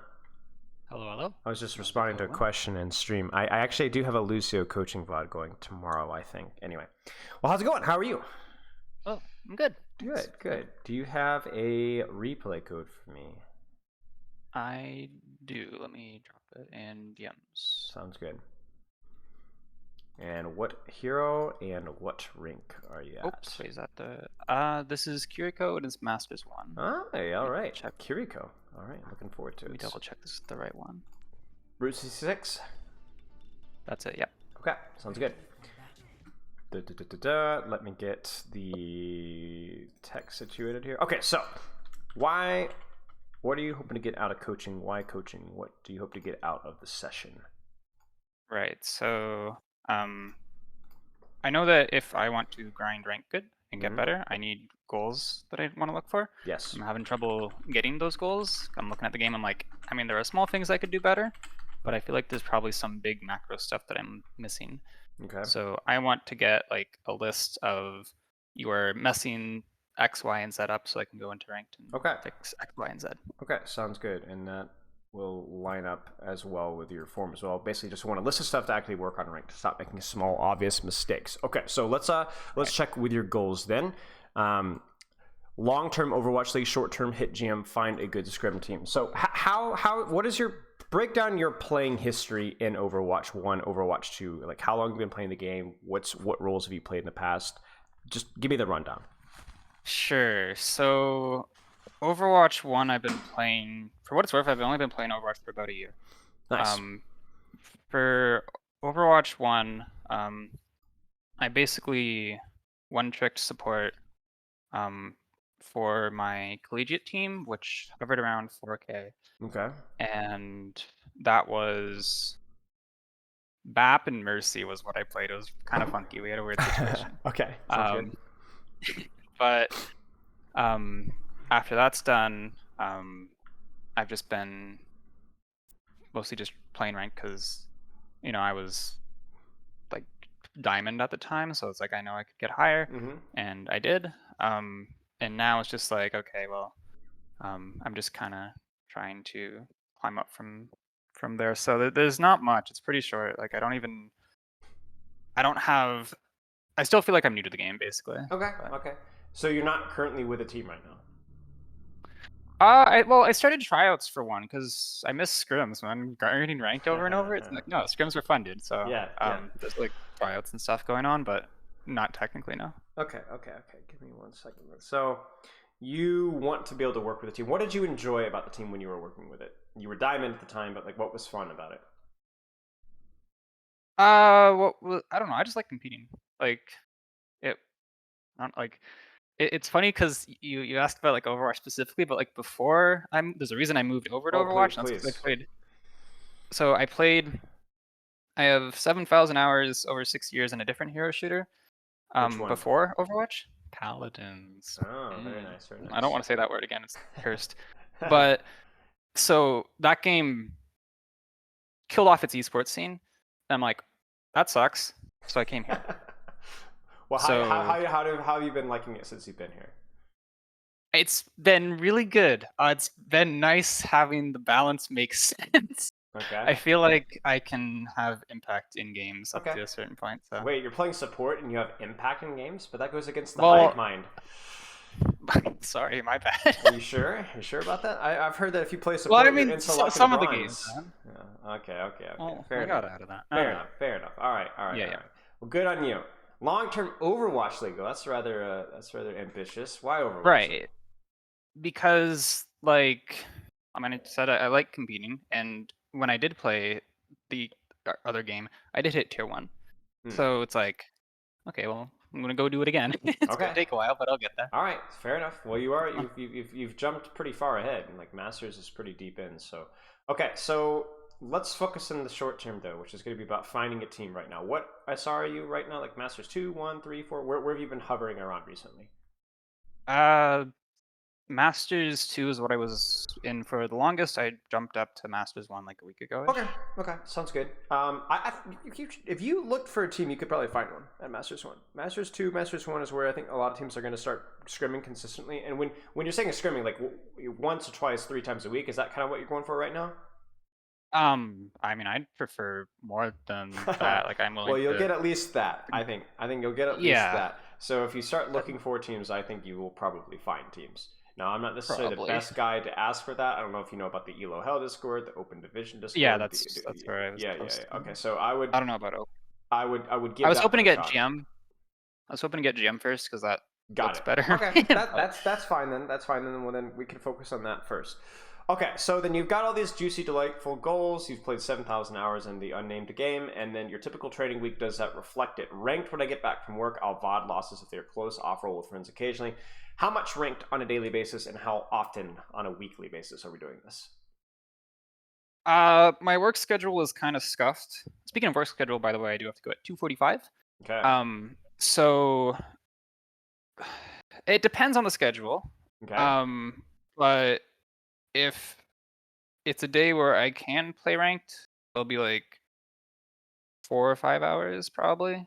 And then if I can't, it's 0. So it just depends on the schedule. Okay. And how often are those 0 days happening on a weekly basis? I know you said it's inconsistent, but is there any consistency with the inconsistency? 2 to 3, maybe. 2 to 3 weeks. So 4 or 5 days a week, you are getting the consistent grind. Okay. Yeah. And the other days you cannot do any. Is that correct? Well, I can do it in the morning. It's just I don't know how good the queues are because I'm used to if you queue before the evening, your matchmaking gets scuffed. So I'm not sure how true that is in this game. I'm not sure how true that is depending on ranked. Well, I'm kind of like, I don't know if this is something I should be doing, but you should be doing it. You should be doing it. Okay. You're gonna. I think like you'll need to find a balance. Maybe you'll play less in the morning. I think is fine if you're just not feeling it, or if it's just not as fun if the queues are bad. But remember, the queue experience might be bad, but the matchmaking might be bad. But that doesn't mean always 100% that the practice is bad. You might get thrown into higher lobby games. That's good practice. You might get thrown into lower lobby games. That's not great practice. But there's still a consistency there, right? So if the goal is to rank up / to improve, I still think that playing in those games is important, even if the quality isn't as fun. You see what I'm saying? So if you want to eat your vegetables, you got to eat your vegetables. That's better than taking the entire day off. Even if it's just a handful of games rather than 4 or 5 hours, if it's 1 hour, that's better than taking the day off. Make sense? Yep. Okay. VOD losses if they were close. How do you handle VODs? How do you VOD yourself? How long does it take? What do you usually look for? I usually just like skip 2 fights that we lose, and I go like, okay, who died first and why, and could I have changed that? So I mean that's basically it. It's like I died here because I don't know, whatever, didn't lamp soon enough. Sure. Okay, well I'll lamp earlier next time. And that's like, okay, go next. Sure. Okay. So it's quick. Just trying to figure out why people died. So it's something. I'm gonna poke a little hole in that, and then we'll see if we can improve it a tiny bit. What is a potential problem with VOD reviewing that way, do you think? Think about it for a second.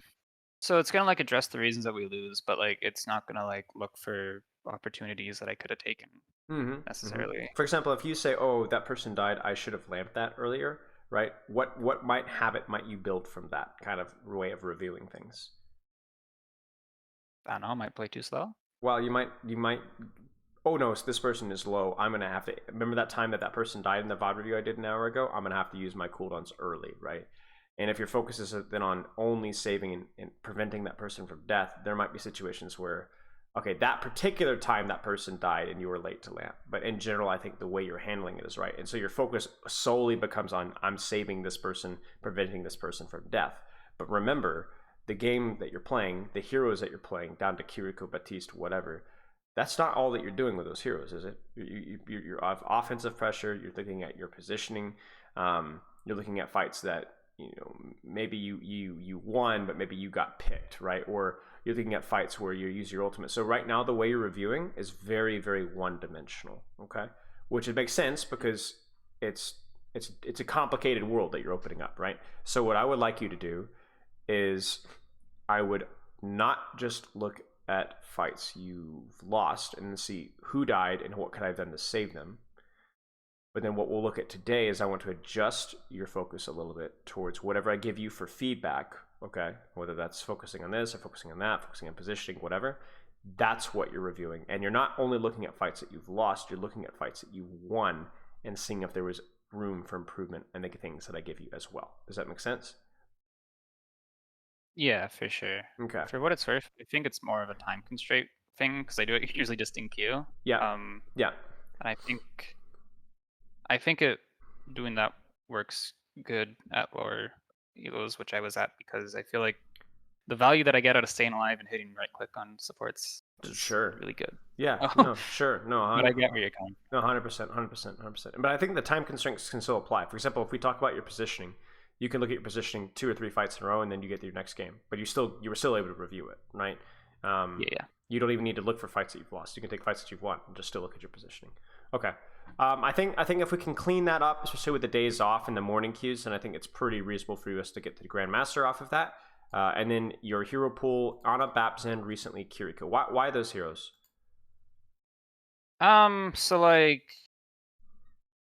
I recognize that I am like newer to this game, and what I put time into is what I'm gonna get good. So my goal is to like get good at what's gonna be valuable for a team. Right. So like in Overwatch 1, I saw that in Owl the Glads got a lot of value out of Scoot being able to like play Brig and also off supports. So I played a decent amount of Brig in Overwatch 1. And then right now, like what I'm seeing is like this is kind of what is valuable to know these characters really well. And Kiriko's new and kind of broken, so that's helping. But in general, it's like this is what I'm seeing this is the type of player that I want to become. Is like the type of player who would be good at those characters. A flex support, or at least an old school flex support. Okay, sounds good. Do you enjoy those heroes? I mean, obviously, I hope so, but do you enjoy them? Okay. Yeah. Okay. Well, dude, I could be a main support, but I can't play Lucio. That's just boring to me. Okay. So you don't play Lucio. You play Ana, Zen, Bap, Kiriko. Sounds good. Do you generally play all of those heroes, or do you mostly just play Ana, Bap, Zen, whatever, or mostly just Kiriko? Excuse me. Yeah, I've been trying to just focus on Kiriko to get the hang of it, and I'll swap if either Kiriko just makes the game obnoxiously hard for no reason, or if like something else will work better. Like, okay. If someone locks Ryan, it's like, okay, cool, I'll go back with that. Okay, sounds good. Okay. I mean, I've talked about dynamic hero pools, but like if Kiriko gets nerfed and Ana gets buffed, well then, there you go. You could pivot from a month-to-month patch note to patch note basis. Yeah. Right. And you're gonna notice that in the higher ranks as well, that's gonna be a little bit more encouraged as well. People are gonna play closer to the meta. 7 hours of sleep is decent. That's fine. Okay, and the last question, which is the really important one, is what do you feel is holding you back? Hard to balance work, Overwatch, other stuff, taking breaks, not enough playtime. Yes, 100%. I can fix the small obvious mistakes I feel like I'm making, but I feel like that's slow, and I think I might be missing some big picture stuff. So we'll focus on the big picture stuff. But what do you mean big picture stuff, though, exactly? So I don't feel like competent at the game yet. I feel like it's like, oh, okay, I know, like I can spot individual things. It's like, okay, my DPS here is pushing, I'm gonna go help with that. But then it's like I have like no clue of like the whole macro, like what top view, like what's going on here. So it's like I feel it's like I got the ideas, but it's like applying them, it's like stuff's not working, and I feel like I'm trying to do the right thing. So it's like I feel like maybe a better way of putting that would be like I am misunderstanding how to do the right thing. Okay. We'll take a look at it. Yeah. Is there anything else that you want to discuss or talk about with like the work Overwatch balance? I mean, that's not something I can provide a lot of insight because I don't know your full situation, but hopefully the morning queue thing helps a little bit. But anything else there to dig at? No, I just gotta play the damn game. Okay. Okay. Is there any other questions that you had? Anything else that you want to go over? Not that I can think of. Okay. If I have any, I'll let you know. Okay, sounds good. Let's get right into this. So we are looking at. Are you gonna screen share or am I watching stream? I will screen share. And you will have to Okay, deal cool. with my horrible Discord bitrate. So let's get started here. So Masters Kiriko. Oh, I think I forgot to update. No, I think I got stream as well. Okay, I think we're good. Okay, let's tell me why Kiriko. What's the hero strong at from what you understand? Damage is good. Suzu's broken. She can't get zoned off when your team goes in. Okay. Is there anything that you're particular when you're playing this hero that you're like looking for or looking to do more so than you would with other supports? I'm looking for like when things go in to make sure that I can help with that. And I'm start of the fight. I'm looking to hit headshots on squishies. Okay, sounds good. I mean, obviously, looking at where you are right now, like you, I'm like, for a second, I thought you were Team Red. I'm like, wow, they're spawn camping. No. Whoa, wow. Okay, there we go. All right, let's take a look. If you have any questions, just holler. Yep.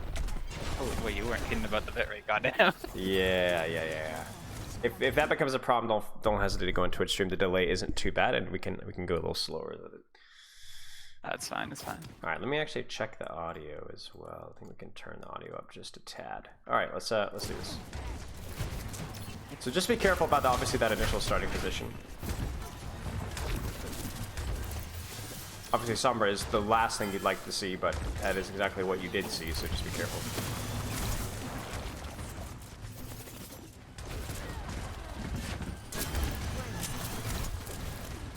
So here's a funny thing.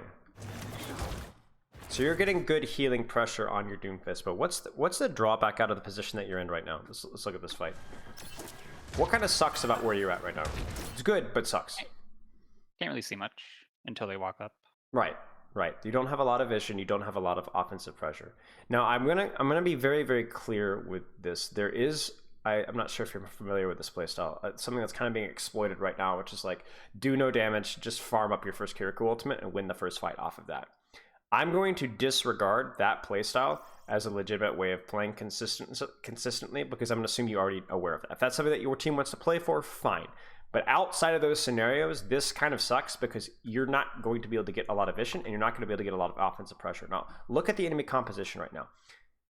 What do you see about their composition that kind of stands out to you?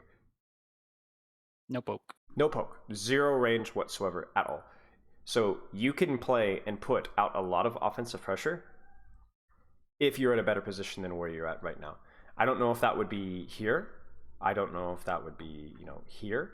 I don't know if that would even be as aggressive as like wall climbing up to here and poking and healing. But I think probably something like this, but I don't think that you are, again, utilizing the hero's full kit when you play her like this, unless, again, the purpose is to farm up ult as fast as you possibly can without feeding the enemy ult. So I wasn't thinking of that. What I'm thinking here is like my Doom is going to get pounded if I'm not here. So it's like, and this transfers over from the game that we're not going to talk about, is like supports in that game were purely selfless. There's nothing you can do yourself in that game. So it's like, because it feels like this is more selfless. Like I'm doing more for my Doom in this position. If I were to take a more aggressive angle, I'd be doing more for myself. So balancing that, like I'm not quite sure, because like I get it in theory, right? But here it just seems like if I'm not here, my Doom's gonna get screwed. Maybe. What if you're doing? Could you theoretically heal your Doom from this position as well? I mean, he's behind a wall. I could TP to him if he walks forward, right? Let's look at this. Yeah. One. Let's look. Can't heal him. Now you can heal him. Now you can. Shoot. Now you can heal him. Now you can. Okay, so it wouldn't have actually been that bad. So when they actually cross the line to pressure him, they are being pressured by you, and you can actually get the heal. So that is a reasonable concern, though. I'm not saying you're trolling the lobby. I think what you're doing now is probably fine. But what I am doing is I'm nitpicking this right now, because for the rest of the game, when you're playing Kiriko, this is something that we look for. You see what I'm saying? So I want to at least bring it up as something to consider.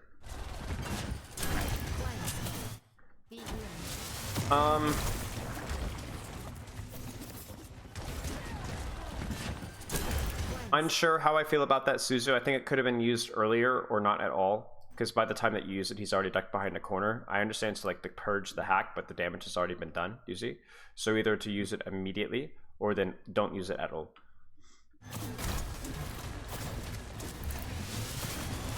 I mean, you clearly know the weave already, so I won't even talk about that. If I see more instances where you don't do it, but you're trying to weave in the damage, right? Okay. But this is why my problem with this position becomes a thing, because as that Doomfist goes aggressive, do you see how this becomes really uncomfortable for you? Whereas this would allow you a much more offensive pressure, much easier vision for you as a hero. Yeah. Okay.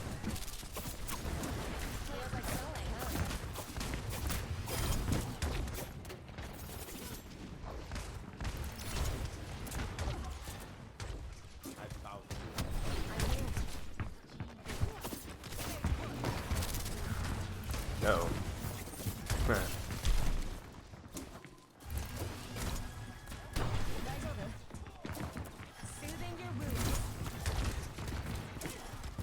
This feels very uncomfortable, does it not?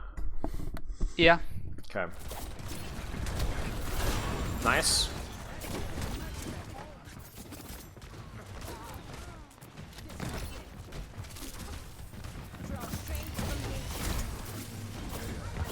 I think you could be weaving in some heals here as well.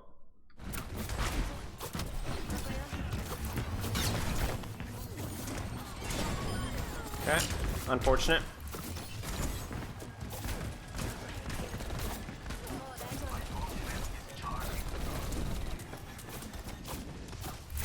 Ah, nice shot.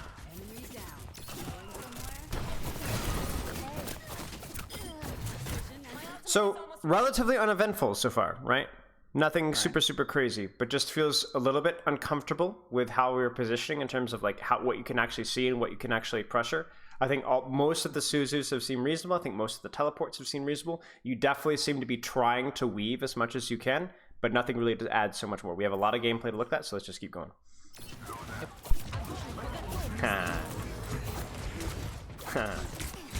Right.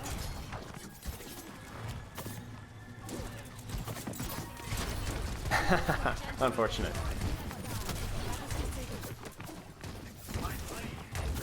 Don't love this. I mean, this is again me being nitpicky here, but I don't think we needed to use the cooldown to like walk a foot forward. You can just walk on that. Yeah, that's getting some used to. Right. So this is what we have to really consider here. Who is this Suzu for? You tell me. For the Gengi, because he's getting pounded in the back line. And I'm like, I don't want that to happen. He's gonna do a lot of fighting. Right. Let me tell you. This is not going to reach him, as you can see. So then I ask, the ult? well, the... no, right. The ult is not going to reach where he's going to go. Unless they walk forward into it, it's too far. So then, again, I ask you, what is the ult for? I mean, we're going in. I'm hitting the go in button. Right. know? Right. So then, who is it for? I mean, me, anyone else that's walking Okay. behind. So the Genji wants to blade. The Kitsune doesn't reach the blade. So then, does the Kitsune still get value? Sure, Sojin's using it. Okay, on what? I don't know, probably. To be honest, okay, so when I did VOD review myself a little bit, I noticed I wasn't using ults. So I've been trying to force myself to like do more, Okay. or like be faster and more decisive with stuff. Okay. So honestly, I probably just saw Genji went in, we go. Sure. I don't think there was much else of a process behind it. No. I'm just asking a lot of questions here to be difficult, but I want I want you to think about this. So right now, who could potentially die from this Kiriko ultimate? Because Genji might end up walking into it backwards, but it's gonna be tough, right? So then again, who really gets the value out of this ultimate? Let's watch. The Sojourn, right? Right, the Sojourn, right? The Sojourn or the Zar or the Doomfist or one of those targets. Your Kiriko ult doesn't just have to reach the target that you want it to get for it to get value. If it forces in isolation, like look at the Zarya right now. You're blading in. This Zarya is in serious trouble. Do you see? Like serious trouble. Even though it didn't reach the target that you wanted it to reach, it's isolating off and getting a target kill that you can. So even if this blade literally kills 0 and just zones, this Zarya dies. You see what I'm saying? Mm-hmm. As long as somebody can get value out of it during the team fight, it's probably a decent Kitsune. So it's not a battle, you're just trying to figure out why I did it. Well, no, I'm not trying to figure. I know why you did it. I just want you to make sure that you really understand what the ultimate does. It's not. It doesn't have to be. It's for example. It's like we talk about like zoning Kitsune ults. It could be used to zone off the backline because they're scared of the Kitsune rush, and then you isolate and kill a target because of that. Right. Right. That's what we're trying to do.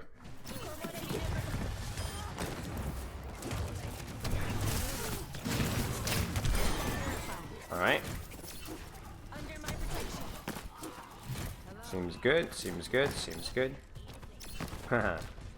Surely. There you go. Okay. Still getting used to the wall climb, man. It is weird. It is odd. I've had a lot of issues with it in Overwatch 2. I don't know if it's just like a bit of placebo or whatever, but I swear I've had more issues. So this is kind of what we talked about, right? Where you are now holding the quote-unquote correct position, but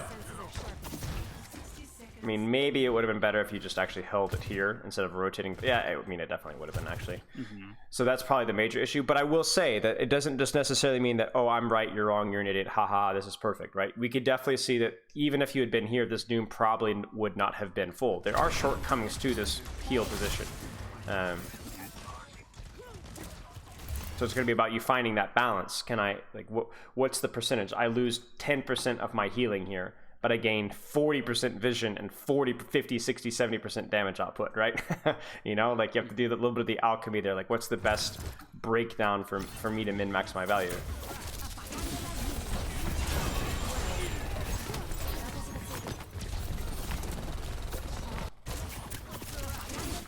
Did you know the CMP and Blade were coming? I think so. All right. So then, I'm trying to play distance so I don't take Plat. Right, right. So then my question for you is, where would have been the best spot for you to TP to? I'm trying to go to Genji. Okay. I beefed the TP, but the intention was Genji. Okay. Got it. Just making sure.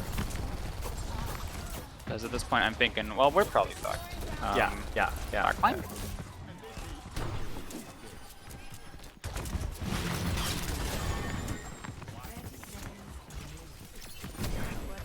Okay. You did use 3 of your most powerful ultimates stack to stack in the previous fight, though, so that was definitely difficult.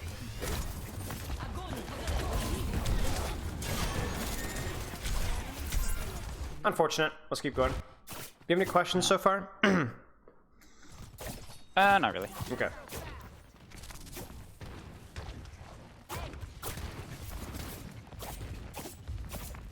Yeah, here's that early pressure. So, Yeah, I'm seeing it. I think I know what you're gonna say. yeah, just a little tunneled, right? Maybe a little. Just a little tunneled. We'll say also as well, probably would have been better to do it from this position here as well, because then you're gonna have better cover. Yeah. I feel like it's easier to line up headshots with them. Same level. But... True, but then what's the purpose of this? Is it only to line up headshots? I mean, it's right now. Like, right now. That's the only way it's gonna get a kill. Right, so. right. But when you're prioritizing your we saw this with the Sombra, the first play of the game, right? You're prioritizing early pressure, but you're only prioritizing early pressure. You're not considering, is this a position that I'm going to want to be? Is this going to cost me a cooldown? Because like right now, for you to be able to get to the position that you want to be, which might be, you know, it might be here, it might be here. It's going to take time for you to get there, right?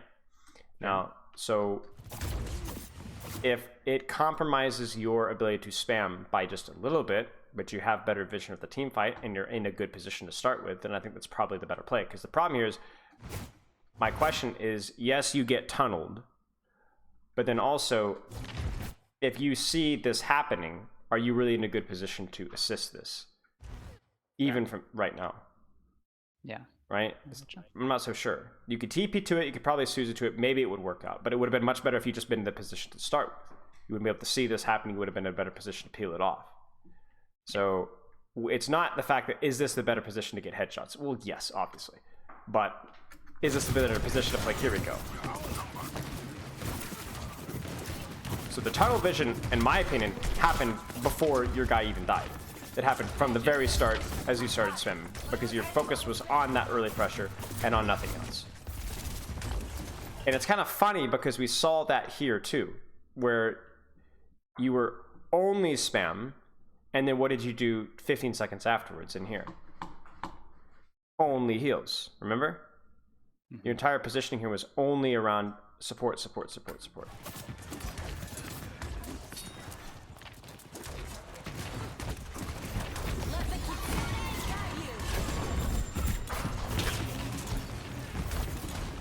Okay.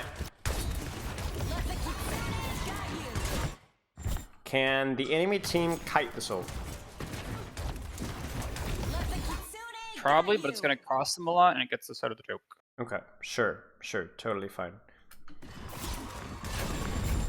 Even better, by the way, bonus points if you can track the Kazari bubble before you push out. For example, if you could like peek the corner here, and you see that she has like used a bubble, or she right, then she's 100% dead, right? This Zarya is an idiot, to be honest with you. Her aptly named. She dies in 5 seconds, right, mental ape. You know, if she had simply saved her bubbles, or instead of greeting for charge, I mean, even if you guys don't have Kitsune rush here, she should be getting run over because your Zarya is going to be able to push her levels. This is a bad Zarya play, but this I want you to make sure that if you're going to walk out of the choke, that you have that little bit of information, right?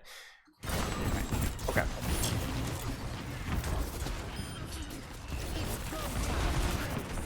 I just do not understand these Sojourn ults, man. Alrighty.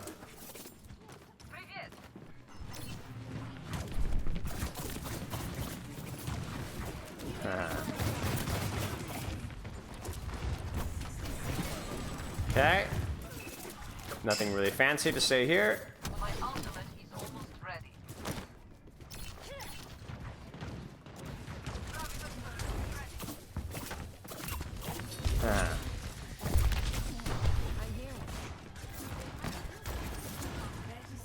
Now, you can see it just a little bit again. I don't have a problem necessarily with this, but then what must you know about this? What do you have to be keeping in mind when you do plays like this? I mean, just making sure I can get out. Right. And then where are you going to get out to? Is this when you get here, look at the downtime. So I want you to watch this just from the third person perspective, okay? You shoot, you distract, you cause pressure, you get out.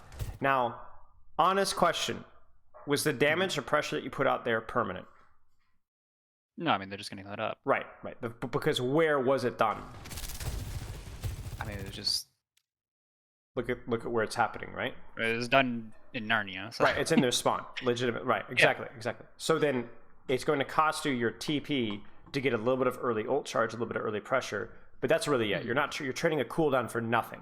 Okay? Now, is teleport a cooldown that you're going to need immediately? Probably not. So, okay, not the end of the world, right? Well, let's keep watching. Let's see.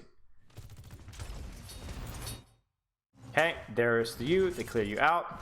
They're going to walk forward. And then now what do you see as being a potential problem? Because you're still not stabilized yet, right? Sure. What could you be doing right now? I mean, I would be near the bridge there, either shooting Cass or... You would be shooting Cass. You would be shooting Zarya. You would be healing Zarya, right? You would be getting scouting information. So, are you doing that right now? Well, no. 3, 2, 1. Now you're doing it. But the downtime there, when they walk out of the choke, costs you just a little bit every time. Just a little bit. Costs you a TP for nothing. It costs you a little bit of attention when they break the choke. And why might that be a problem? If they were to push while I'm still getting ready for the next fight. Right. There's a window of vulnerability where it's 4v5 and it's 4v5 for the crucial seconds as they walk out of the choke. When you need scouting information, when you have all of these headshots lined up when they're actually walking out of the choke. You're not there for that. Do you see that? So my point is not that that's a bad play. You just need to understand the cost. If it's going to cost you early pressure on a choke, probably not worth doing it. It's not even necessarily the damage greed. It's when the damage greed is happening. Do you see what I'm saying? Let's actually rewind just briefly to here. And let's ask ourselves the same question. Did it apply here? Well, you almost died. So. That's not great. Right? And then you can see, are you in a good position? Are you in a good position to heal your Doomfist right now? Well, no. So you're saying like if I just with Sojourn, or if I It's the Sojourn. It's not the aggressive angles. It's the aggressive angles that are not around. Like your team is not fighting here, right? So then why are you there, right? It feels free, but it usually isn't.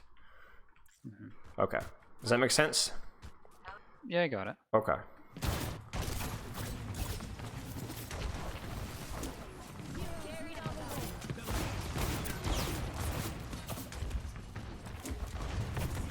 Okay, this is where we're at. Okay.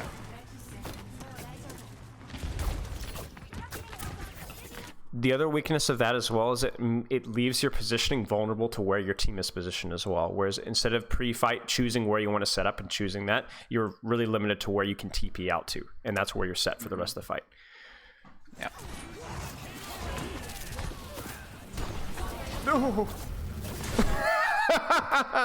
Not the best.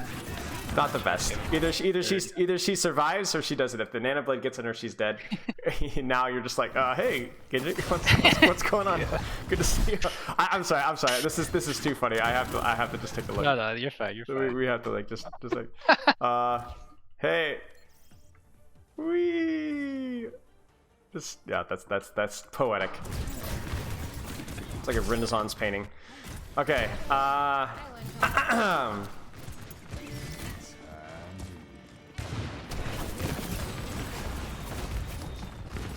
Okay, unfortunate. Nice shot. Let's keep going.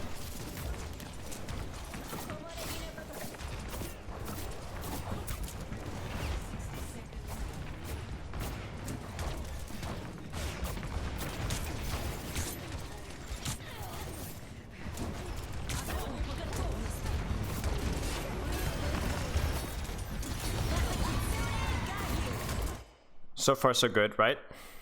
If I didn't know Moira had great, I would have. Yeah. Well. Here's something you might want to know. Oh, did she have it? Yeah. My bad. Not really. But see. This is what I was saying about like reviewing the first death and like I should have Suzu'd earlier. Really? Should you? I don't think so. If you Suzu earlier, maybe your Moira survives, but maybe the Zarya dies, because you don't have the Suzu afterwards, sure. So like you have to be really careful about reviewing it like that. Sometimes your teammates are idiots, and that's just how it is. You have to look at things objectively. Okay.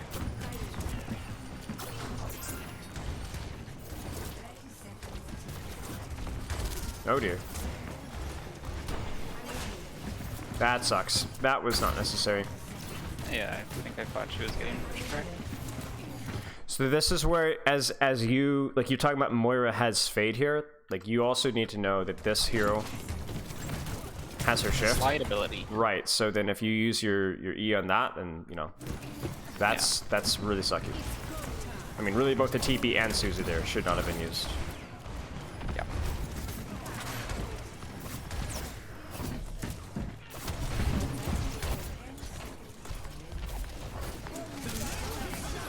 Uh-oh. Nice. I mean, this fight is like a pretty classic example, besides the goof up on the Sojourn there, of just a really run-of-the-mill, honest work Kiriko, right? Nothing flashy. You were weaving relatively well. The TP usage wasn't great, but the Suzu on the Q was on the Zarya ult was fine. The ultimate itself was fine. The heal priority was fine. I think the positioning was fine. Nothing really fancy. So it seems okay, right? So Sure. We need to kind of use that as like a kind of our guideline. Now, what I will ask is if you were positioned up here, right? Again, that would have been a situation where you could have gotten early poke, but that would have forced your TP out. So you didn't have that opportunity because you're coming back from spawn. Is that something that you consistently do? Because we've been kind of been lampooning it a little bit, like smashing it around a little bit. But I don't know. Is this something that you always do, consistently do? If I can, I think it's good. Okay. I get random kills sometimes. Feels really good. Right.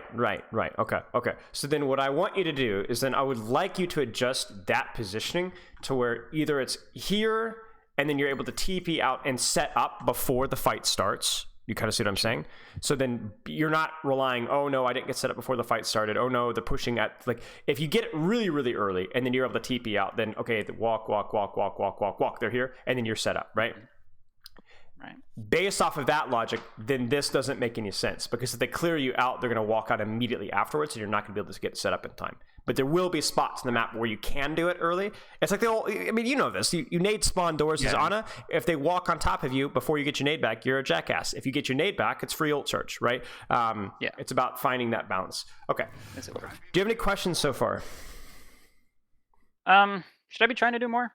Because I feel like, listen, I can sit back and exist really well. I don't know if I should be trying to make more than standard run-of-the-mill Kiriko. This is where, like, I think you have to, if you really want to level up your play, you have to do things like what we were talking about here, which is not even here. Where are we at? It's right about here. This is where you level up your play, right here. This play. Right. Remember this one? Where you know the status of the cooldown, and you play around it accordingly. And to a lesser extent here, I mean, really, truly, what you did here.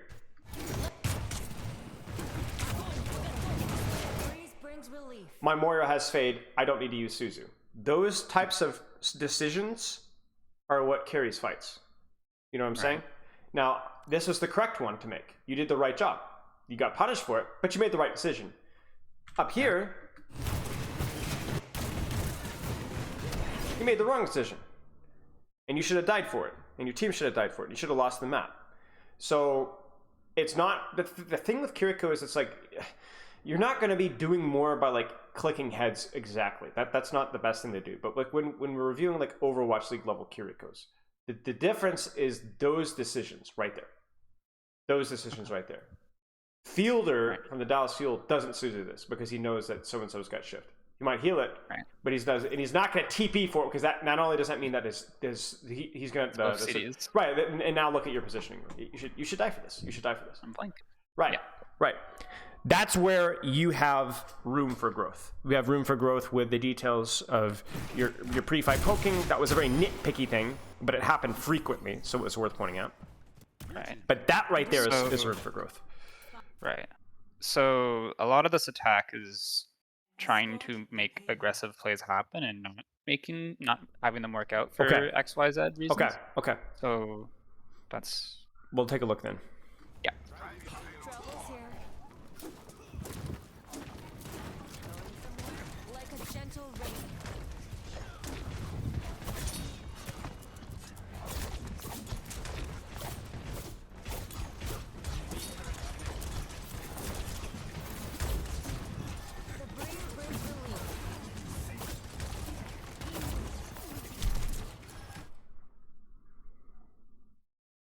Fight losing play. Yeah, I thought he would have been able to get a dash out or something.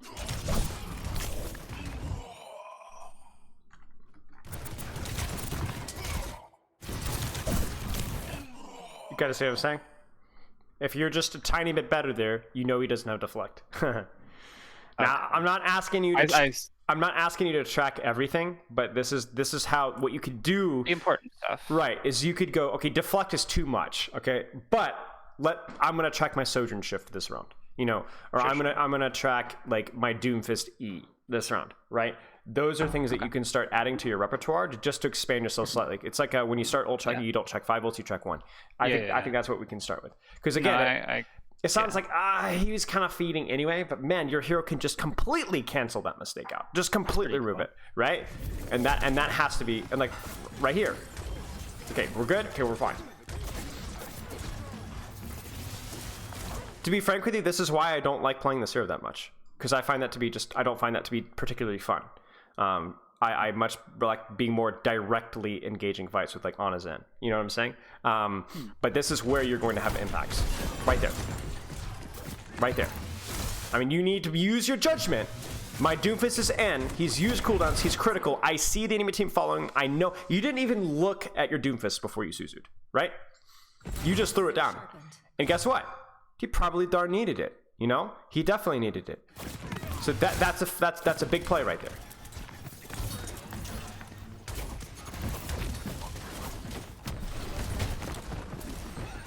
And then it's also doing the same thing with TP, because I'm going to ask you a question right now. Are you going to get punished for this TP? Why or why not? Trying to go to my Genji. I'm probably not going to get punished for it. Oh, you're going to your Genji? Well, I'm trying to. Oh, so this TP was intended for your Genji. Yeah, because I see big red button. He's in. Even if I'm not gonna like Suzu bail him out of some nonsense, I can help him kill stuff. You're gonna die. You're gonna die for this. You should have died for this if you TP in this team. 100%. Yeah. But this is what I'm talking about. I was fixing to praise you. You know why? Because I thought you were TPing onto your Doomfist, and then you're gonna help your Doomfist / drop help the Genji, whatever, but not actually being on top of him. Because I was gonna say, oh, you could see, like, let's watch this right here. The Genji's out. You could see for a brief frame here, Torb under, Genji dashes under, and Torb turret. So I'm like, okay, this guy knows all his threats are down here. So he knows that if he TPs directly on top of his Zarya, even without Suzu, you're still good, right? You see this? Yeah, that makes sense. But you didn't want to. You actually were going for the Genji, which is the exact opposite of what you should be doing, because that is where all your threats are. Sure. So this is, again, it's like Suzu. It's like you have to understand and track the status of your teammates for Suzu, and you have to track and understand the status of enemies for teleport. Because I don't like teleporting into the middle of the enemy team. But if you do it here, you're going to get away with it because you're not really in the middle of the enemy team, are you? You're in front of Zarya. That's not great. But you're probably fine. So this is like a perfect example of like... Ends up working out. It ends up working out, but complete luck. Well, right. It ends up working out. Sort of. Kind of, sort of. Let me look at this again. I don't know. Because what you do here to drop... Like, I think you TP on the Doom, and then you could drop heal. That seems very reasonable. Just needed to be on cart to be able to wall climb back up to safety, I guess, so to speak. That's honestly unfortunate. I'm not going to give you a hard time about that. I feel like that should work, to be honest with you. That should just work. That's just stupid. What is this hero? Oh my gosh, okay. Alright. Gee whiz, man. Okay, do you understand what I'm saying with Suzu and TP, though? Yeah. Okay. It's like, I feel like I'll make those right decisions. I just gotta... Right. Well, the thing is... Fill up my UI with cooldowns and I'll play the game. Basically, yeah. See, the thing is like, people are like, oh, I just need to work on my game sense, right? But like, that's such a lazy, stupid thing to say. What I would say for you is then your goal primarily is actually just to track the position of enemy threats or to track the status of your teammates' cooldowns. Do practice. That skill needs to be better for you. And that is something that you can actively practice like you would practice anything else. Yep.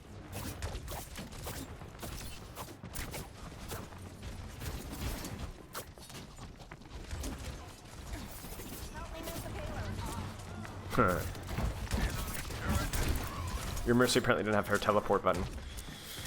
Unlucky. Weird. Very good defense. Like right now. Right now. Yeah. If you tap TP to this Cassidy, are you going to be safe? Probably there's only one person pushing them. Just cover there. Right. Now we can see because we're cheating because we're seeing through walls, right? But then in the moment of the battle, did you have that level of information? This is the kind of stuff that you need to be thinking about 5 seconds ago. Because you see your Cassidy going in the aggressive angle. Am I going to be needed helping this guy? Can I help this guy? Can I TP to him now before he needs help? Am I going to get punished for that? Do they have blade? Then I'm not going to get caught without my TP. Because I'm looking at this now and I'm like, they might just blade you. Let's see.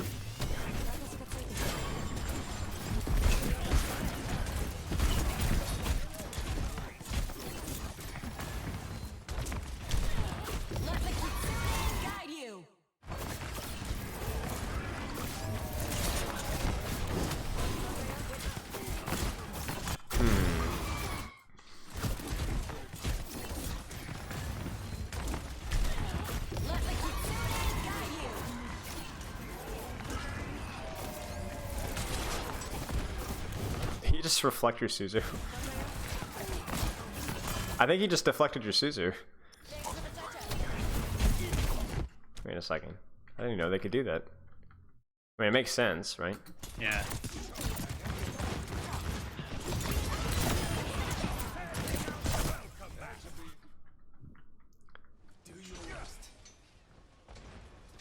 I mean, I don't know where it went. Okay. I don't have a particular problem with the Suzu or the ultimate. It just ends up not working out. Unfortunate. Go next. I mean, obviously that fight feels really, really horrible because 4 of you all up in the same spot. So not great. Yeah. But I don't know. The only thing I could maybe say was there a position for you to hold better before that situation broke out? In other words, you TP to your Cassidy. Was there anywhere else that you could go after that play succeeded? Could you have backed off? I don't really know if that was possible. But you could say, like, if you can't. The thing is like if your team isn't taking an angle to give you an out of jail card, get out of jail free card, could you have taken a position to give you an get out of jail free card? And I don't know if that was possible there, to be honest.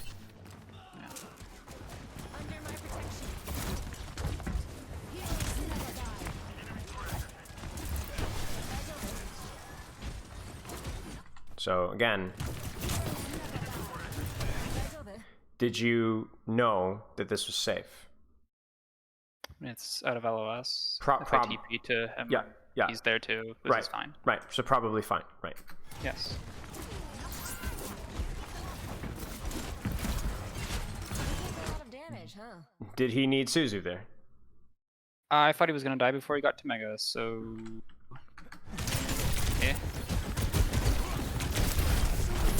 If you're gonna ask, no, I didn't know what his cooldown threat, but I'm pretty sure he was gonna die regardless, right? So okay, sure. yeah. So I think it's okay. Okay.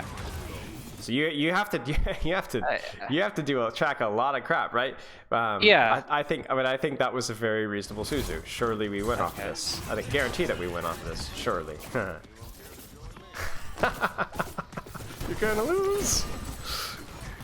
Oh no.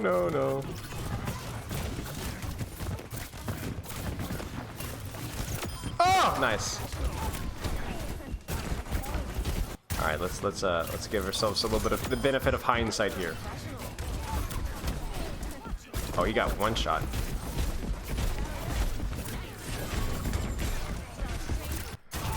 Let's see here again.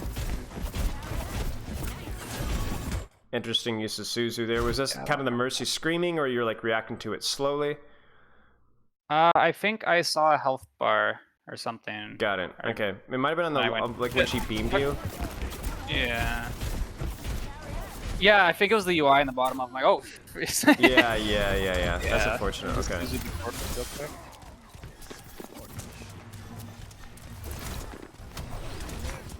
This is where I'm gonna nitpick your cooldown usage a little bit here. So right now, what should you be doing? Where should you be going?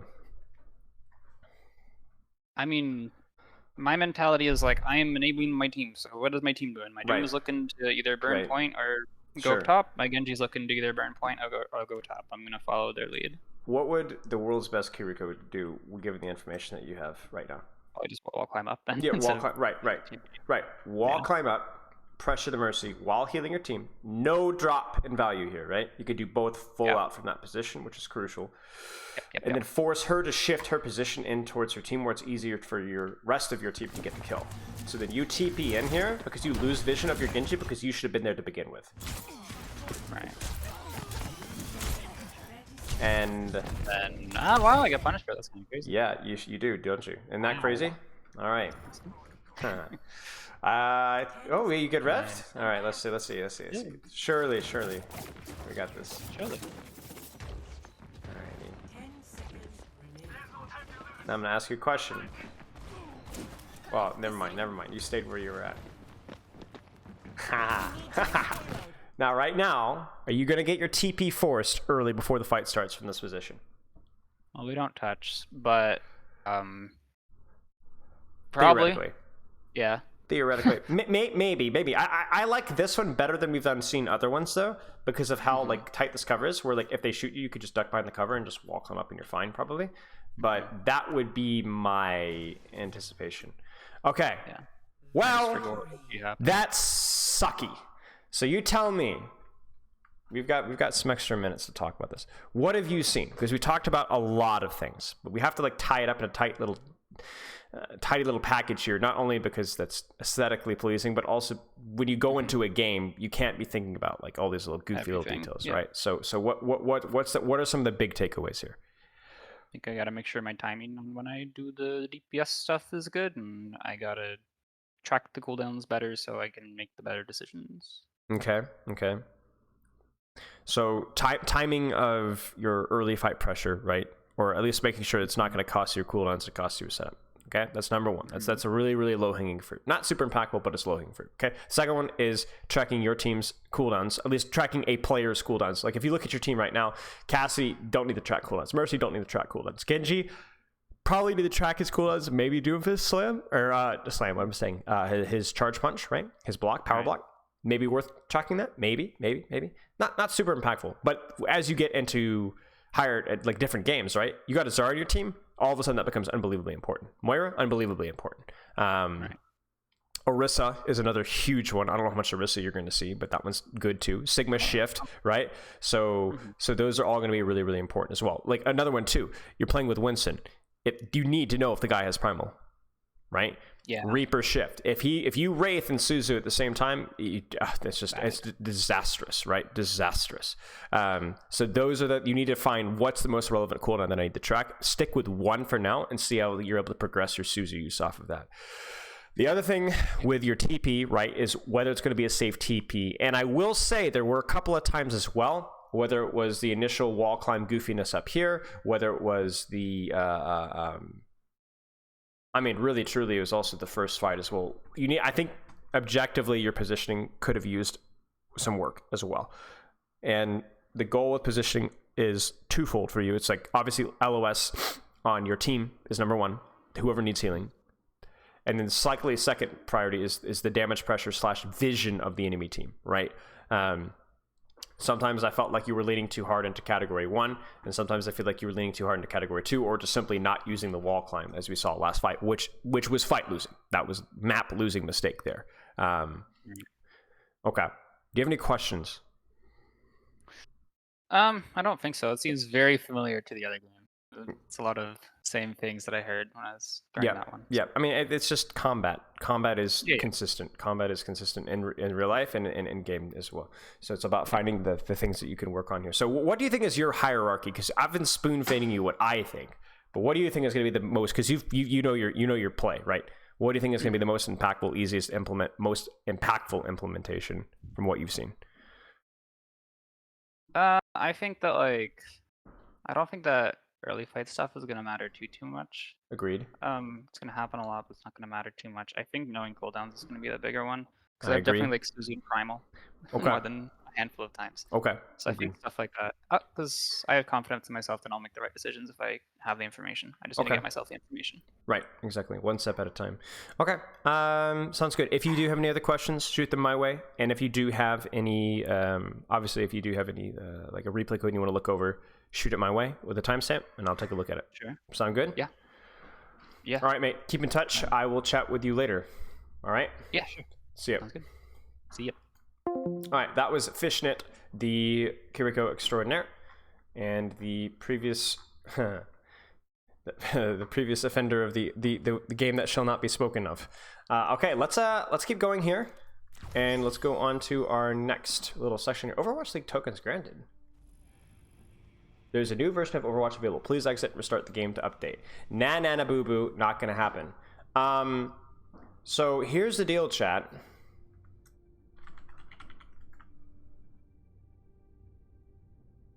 Hang on 1 second, chat.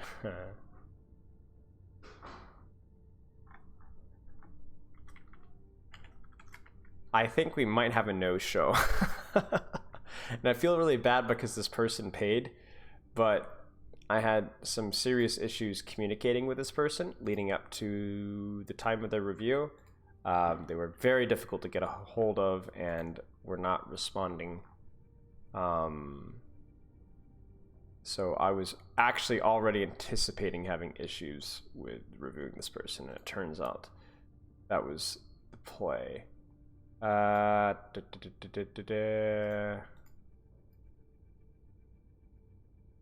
So we might actually be, we might be done for now, for this anyway.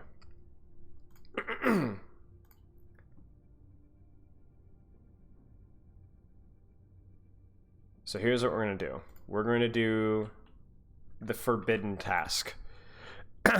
Chat, send me your absolute best and absolute worst Overwatch TikToks.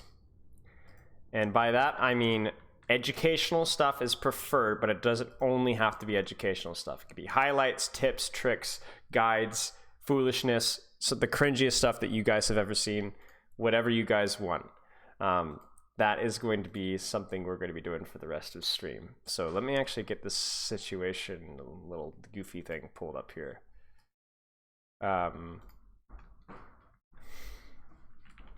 Okay, so TikTok. Now I was starting off with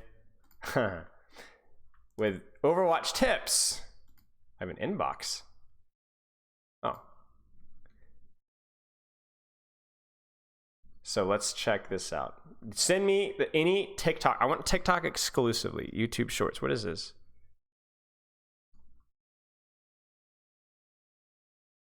All right. Does he have a TikTok?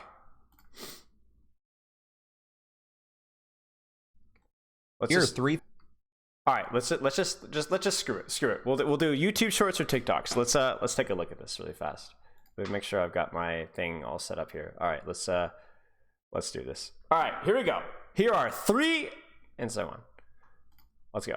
Things that you need to know about counters. Understanding how to counterpick the enemy is a huge part of Overwatch, but what's more important is understanding who counters you and how to realize when you're being hard countered. So don't just view my series as a guide on how to counter annoying heroes like Zarya. Also look at it as a resource on what heroes are going to counter your main. That way you can better understand how they're going to try to play against you. Counters are not a replacement for mechanics or game sense. Let's say the enemy team has a Winston. Your team then picks Reaper because Reaper counters Winston. Just making that switch does not eliminate the Winston problem. Counter picks don't instantly win you the battle, they simply give you an advantage that still has to be capitalized on. Finally, and possibly most importantly, is counters can be neutralized. For example, Ana is one of the biggest counters to Roadhog. However, if you then add a Kiriko to the Hog's team, she can cleanse all of Ana's abilities, basically neutralizing that counter and making Hog effective in the game again. Or let's say we have the same situation, but you're on DPS playing as Tracer. If your support refuses to go to Kiriko, as Tracer, you could hard focus the Ana, forcing her to use her sleep and antis on you, essentially freeing up the Hog. I call this neutralizing through pressure. Here are 3 things that you need to know about. It's relatively inoffensive here. Okay, fair enough. Let's keep going. 3 bad habits. Let's watch a couple of these and then we'll go on to some TikTok ones. I'll just 3 bad habits of every new Widowmaker. And if you enjoy the content, you know what to do. You're most likely focusing on too difficult of shots. The key to being a good Widow is how consistently you can hit the easy shots, not the hard ones. One of the few exceptions to this rule is shooting Mercies and Pharahs out of the air, as they're primarily your responsibility, but it is a difficult shot. You're most likely wasting your grapple. I know it can be fun to go for grapple trick shots like this, but your grapple is your only form of movement. So if you're constantly wasting it when you didn't need to or going for shots with it, you may not have it to get away when a diva dives you and you're a free kill. And finally, you're most likely waiting till 100% every single time before you take your shot. For a majority of the heroes besides tanks, this is normally overkill. For example, on Tracer, you only need a 45% headshot for a one shot. For any of the 200 HP heroes, you only need 63%. And finally, for any 250 HP heroes, you only need 82%. The most important number of these to remember is a 63% on 200 HP. This is because in a Widow 1v1, typically the first person to get a good shot off wins. If you're maximizing your shot and only waiting till 63%, but they're waiting till it hits 100%, you're typically going to get a faster shot off and putting out the same one-shot potential. 3 bad habits of every new Widowmaker. Well, we'll watch one more, but these are relatively inoffensive, and they're fine. Let's do Genji. All right, Genji. 3 bad habits of every new Genji, and if you enjoy the content, and remember, put your I need y'all's help here. I need y'all's help. If you guys have TikToks, bad or good, put them in the. It's gonna be so much easier if I don't have to look up this stuff myself. My lazy bum. You know what to do. You're most likely using his primary fire way too often. While his primary fire is more accurate than his secondary fire, it actually puts out about 30% less damage per second, with the obvious weakness of the fan being its medium range. This weakness can easily be mitigated by comboing his abilities. You can do this by first dashing towards your enemy, then hitting a right click followed by a melee. And altogether, this is what that will look like.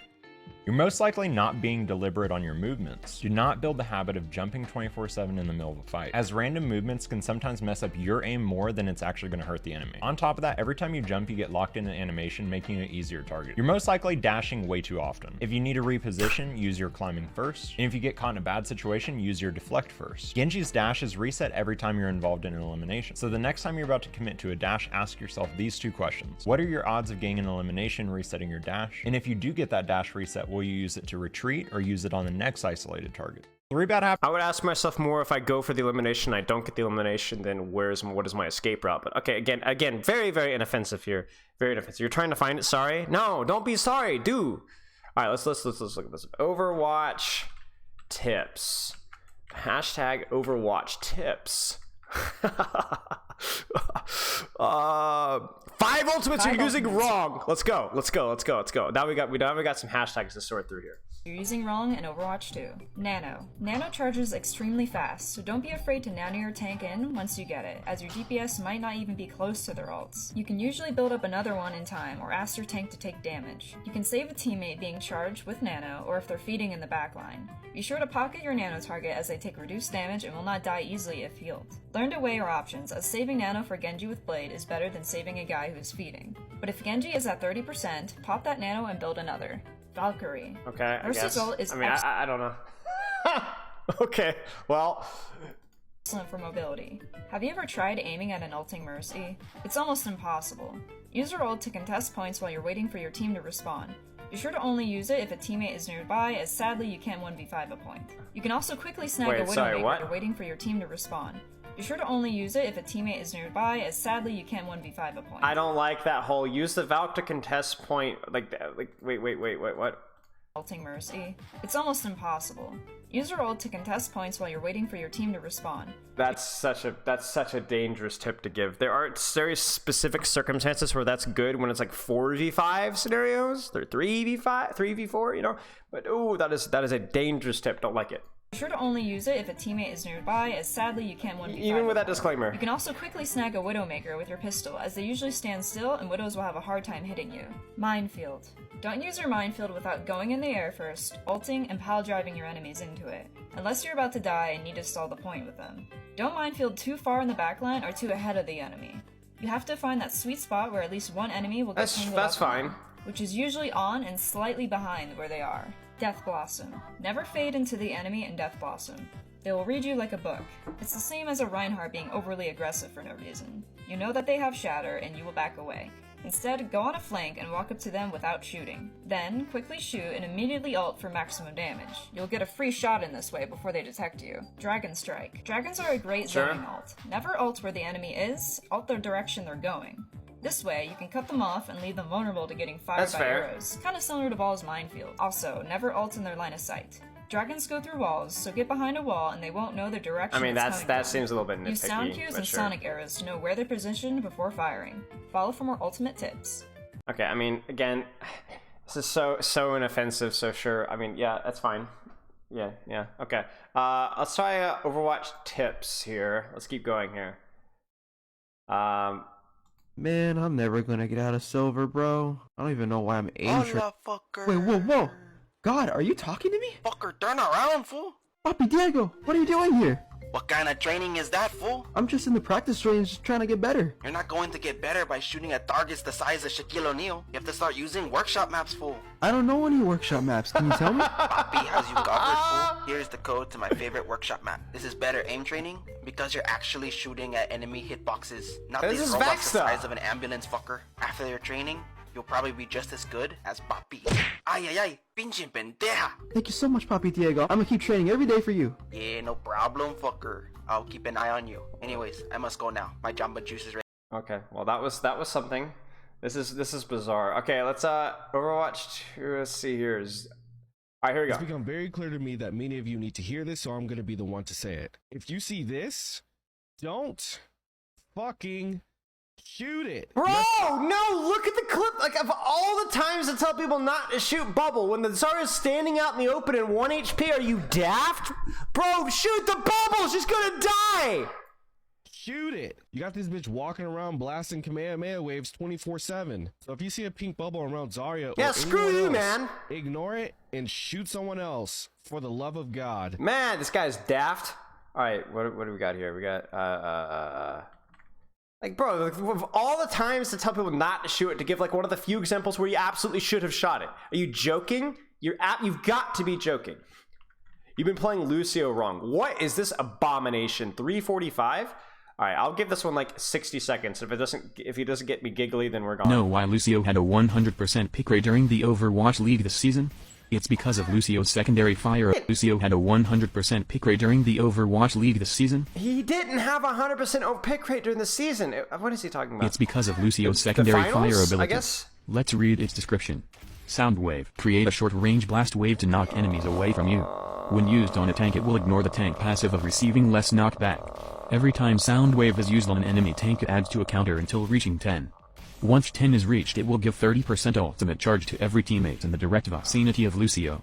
If a teammate already has their ultimate ability, it will give them 30% ultimate charge immediately after using their ultimates. Once the counter of 10 has been reached 5 times, it will count every alive teammate as 10% extra healing received whenever that player is healed. After 50% extra healing received has been casted to a player, they can use the interact button to give maximum health to their tank. This can be repeated until the tank has an extra 150 maximum health. If both tanks on team and enemy sides have reached maximum health, it will freeze all players except for the tanks while also making them invulnerable. This will continue until the winner is decided in the tank 1-on-1. The winner of a tank duel will get to keep the passives created by the Lucio sound wave while resetting their enemy team back to normal. All players are unfrozen and no longer invulnerable. However, if sound wave is used 2 years before leap year within 2 weeks of a lunar eclipse, it will decrease the original 10 counters needed for the 30% ultimate charge by only 5 counters. This will allow Lucio to be more viable during these conditions, due to Lucio's sound wave ability directly gaining power from the moon itself.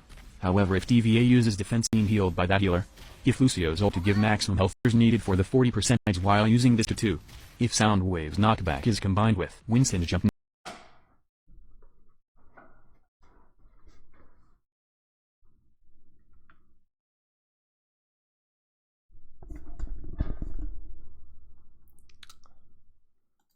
How to carry on every tank. Screw you, man. I hope you get an ice cold shower tonight. Overwatch 2. Part 2.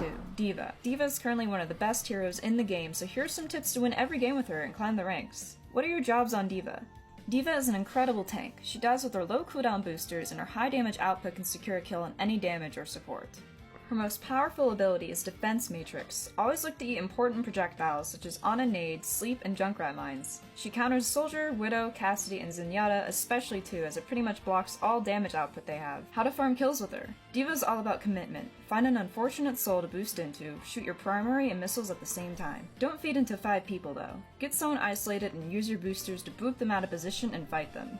Try and focus a healer or sniper, you'll ruin their day. How do you self-destruct? I'm sorry. Listen to the delivery.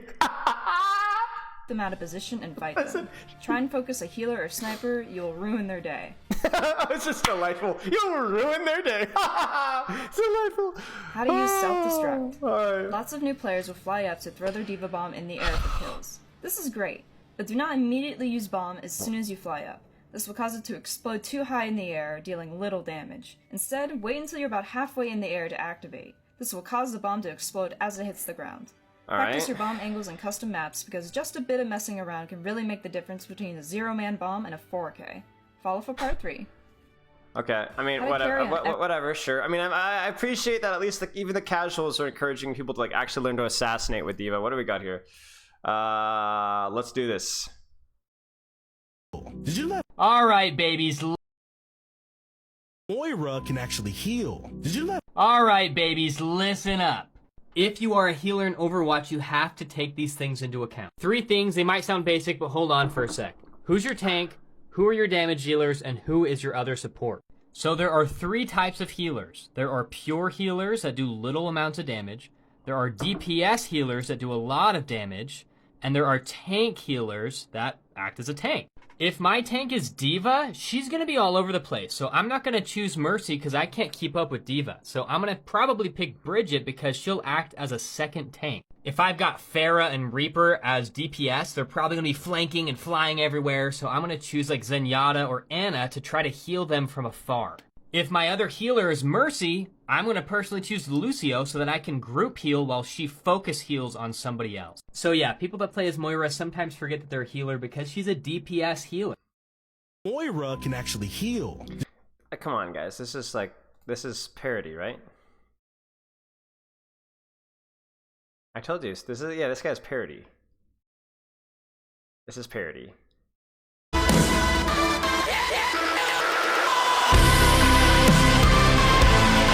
It's a parody. Yeah, screw you guys. I'm not that stupid. I'm not that stupid. All right, let's see here. How to counter every tank. How to counter every tank in Overwatch 2. Part 1. Reinhardt. Rein may seem unkillable at times as he walks directly into your team. The best way to prevent this is by shooting his shield and destroying it as fast as possible. Rein's DPS will have no space if he himself has to back up and recharge. Pharah, Junk, or any projectile DPS do this especially well. They allow for faraway breakage, and then he and his team is an easy target to kill. If you really want to be mean, go Mei and wall him off from his team. Just be patient until you see Rein's shield is low. The worst picks into Rein are Soldier and Widowmaker, as Rein can collapse on your team while they can't break his shield easily. Oh.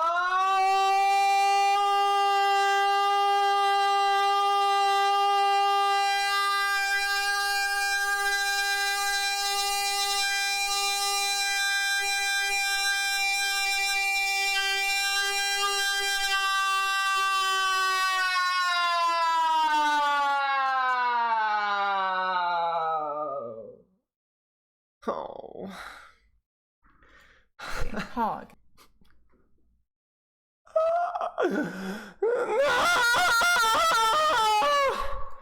No.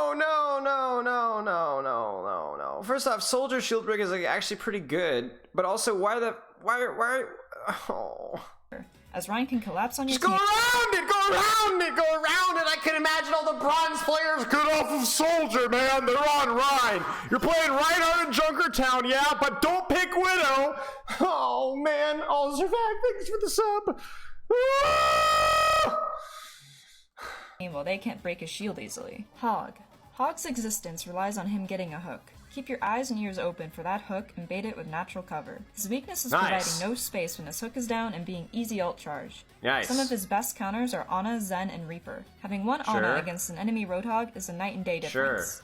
And Ana should always look to anti the Hog as you prevent him from self-healing. As Zen, always keep your Discord on the enemy Hog and farm train quick.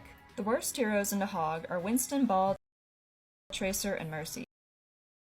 I don't completely disagree with that, yeah. Because he can stop. I think Doomfist is worse than Winston, though. I think Winston's okay. Dives, one-shot flankers, and stop a res. Follow for part 2. Where's part 2? I want the juice.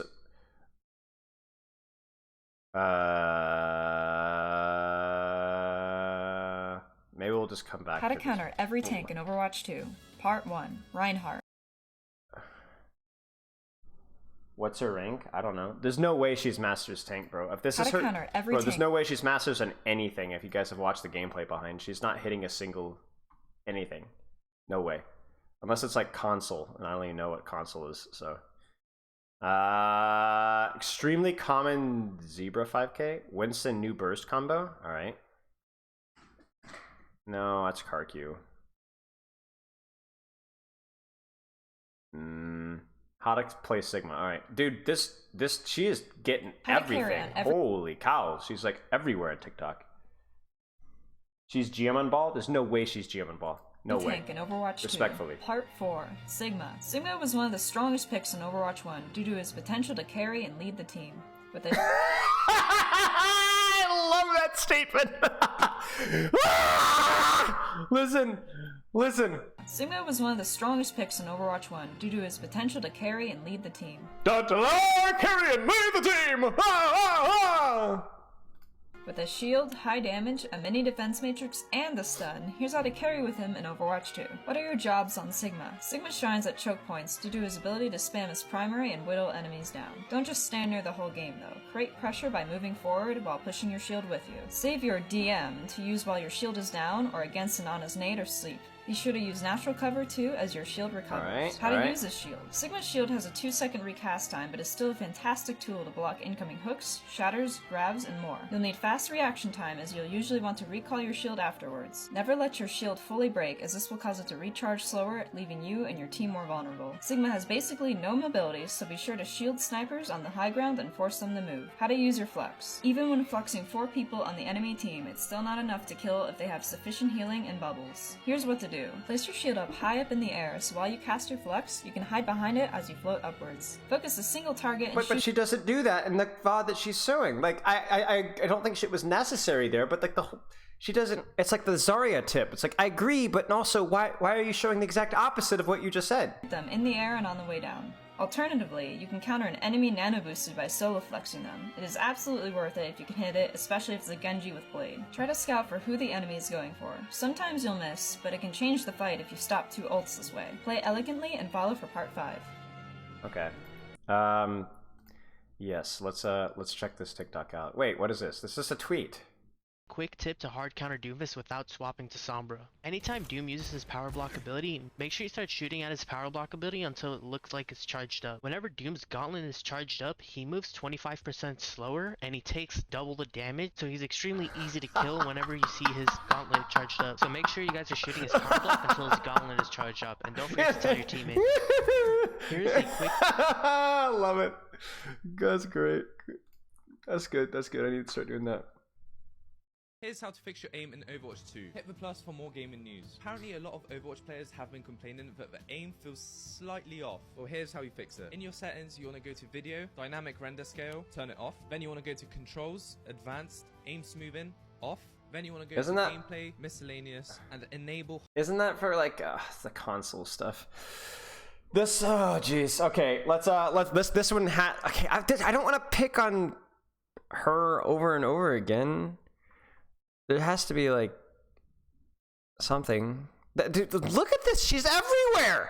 Everywhere. All right, this is different. There are 3 mistakes new Soldier players are making. Not using animation cancels. Soldier 76 has 3 important animation cancels you can take advantage of. First, you can skip the end of your reload animation by firing your missiles before it's finished. This is a useful strategy for increasing your total damage output. Second, in a similar way, you can sprint to cancel the end of your reload also. This doesn't actually increase the speed at which you can attack, but it will let you run faster to your next location. Third, Soldier can cancel his rocket animation with a melee to hit a really useful combo that can deal up to 150 damage.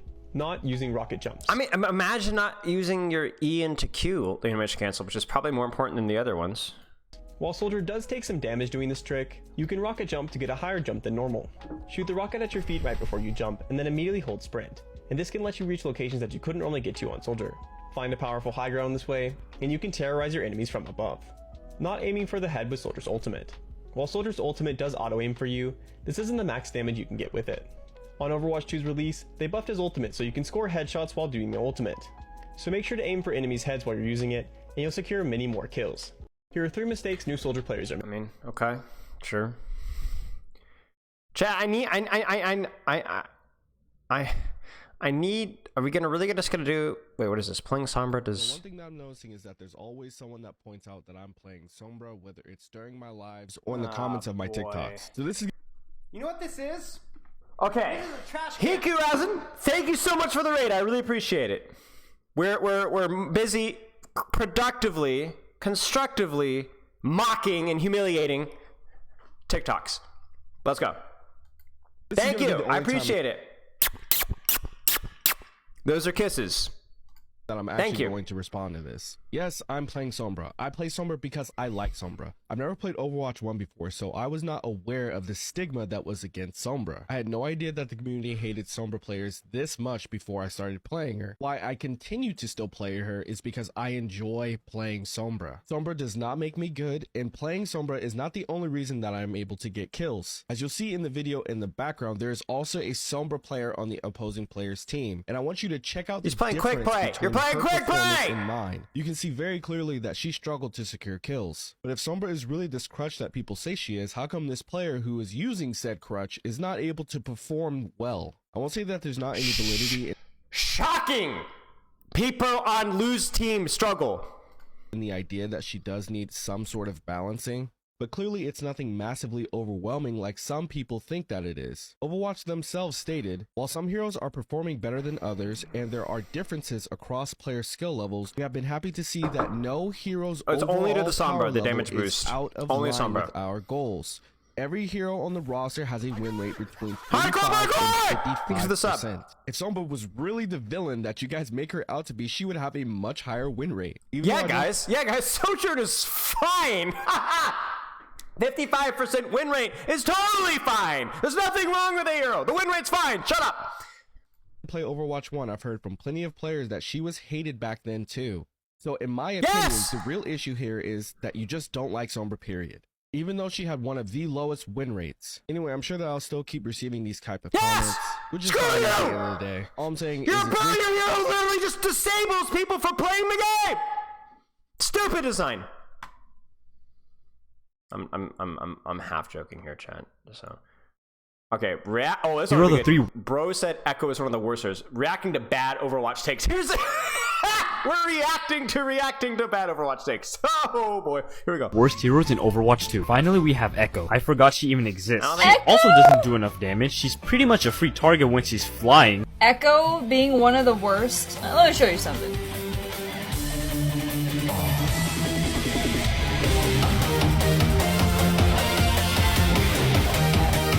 I mean, Echo isn't that great right now. She's not bad though.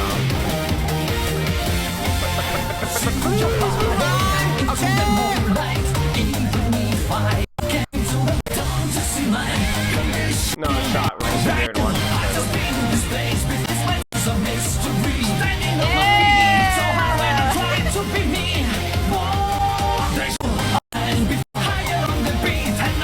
Hero the 3 worst heroes. Is that it? That's it? That's the entire thing? Watch out, Spilo? Oh, shoot, man. Yeah, true. That's fine. It's fine. At worst case scenario, I'll mute it for like 3-4 minutes. Okay, rip me. Man, how are these TikTokers doing this crap, man? How to get a perma. Mercy Pocket. I should go get her. Hey.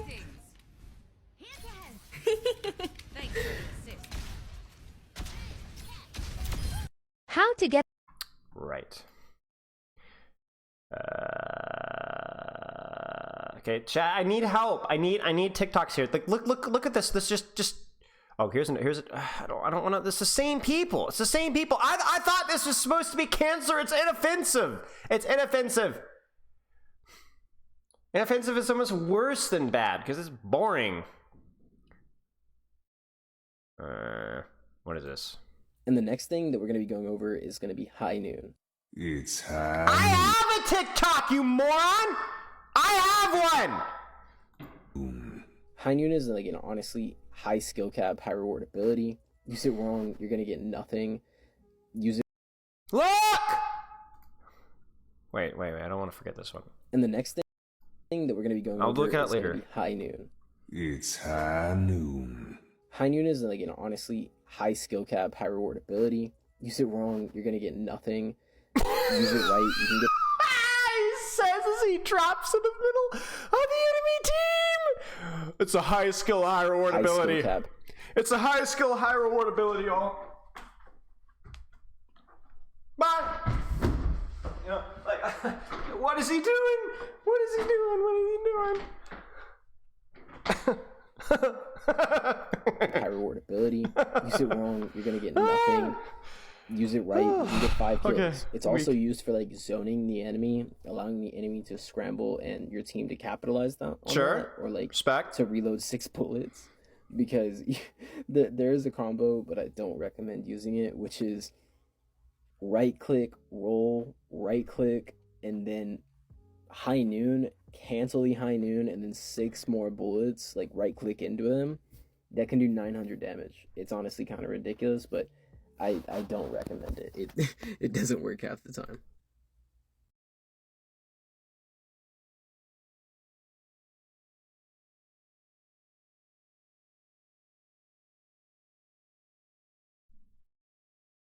Wow. Okay. Huh. Right.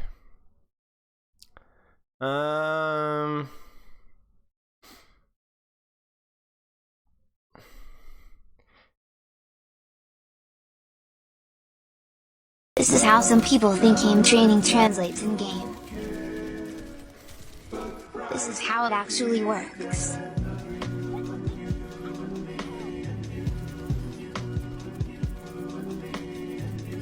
This is how some people...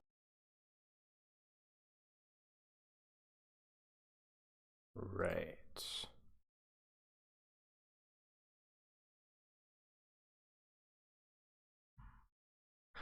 I don't know, Chad.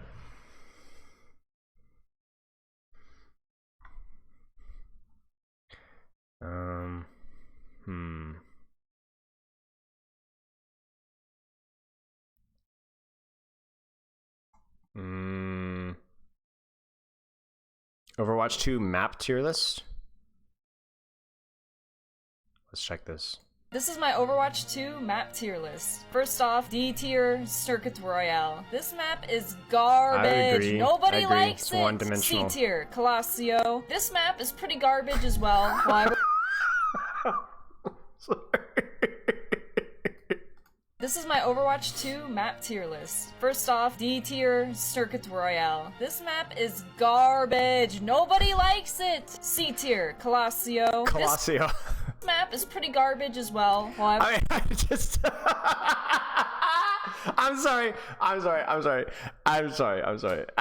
glad I'm not the only one that struggles with pronunciation. My favorite part was the Esperanca? Esperanca? Alright, always pop off on ball. Oh, what else He's is so good? fast, he can just traverse the whole map. It's great. New Queen Street. It's pretty bad. I don't even think there's a new Queens. I think it's just New Queen Street. But it's better for like other characters besides ball, because it's not as long as Colassio, I feel like. Temple! Thank you for the raid! Trash can. I appreciate it. We're currently elbow deep and only the best of Overwatch TikTok.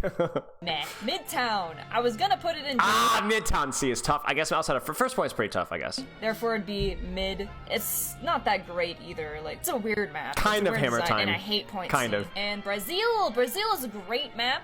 I actually love it. It's pretty PogChamp. The point A. It's kind of annoying, but A is still really good. S tier. Portugal. Let's go. I don't like Esperanca. We're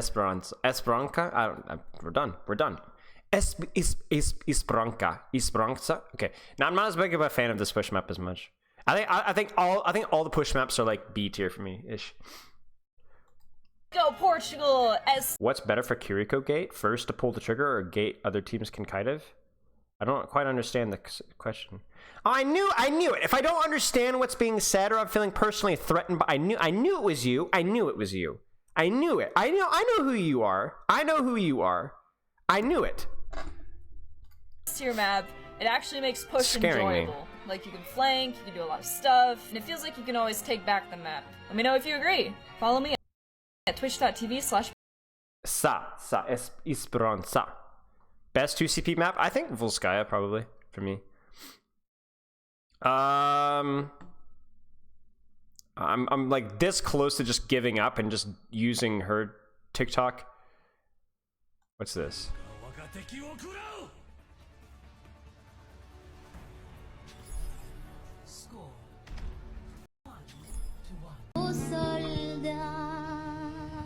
That's funny.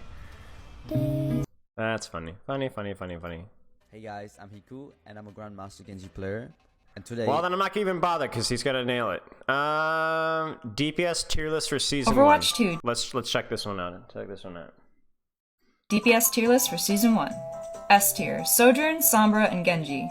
Sojourn one-shots, Genji can't be stunned as much during Blade, and Sombra is just busted. This tier list is pretty much centered around these three interacting with the others, so keep that in mind. A tier, Echo, Hanzo, Tracer, and Widowmaker. Widow's I wouldn't put Echo and Tracer in A tier, to be honest. I wouldn't put Hanzo in A tier either. I think oh man, I mean, I don't know. Maybe. I guess it just depends. Like, Tracer would not be anywhere near A tier for most ranks, I would say. It's a great character if you have good aim, especially now that there's less shields. and the rest are just solid picks. B tier, Soldier, Reaper. Oh, it's better to do your Kiriko ult as soon as you can take the fighter stall into the other team that can't kite up Kiriko ult. Oh, I mean, as soon as, I mean, yes and no. Like if you can get a Kiriko ult and win the fight off of it, then use it as soon as you possibly can.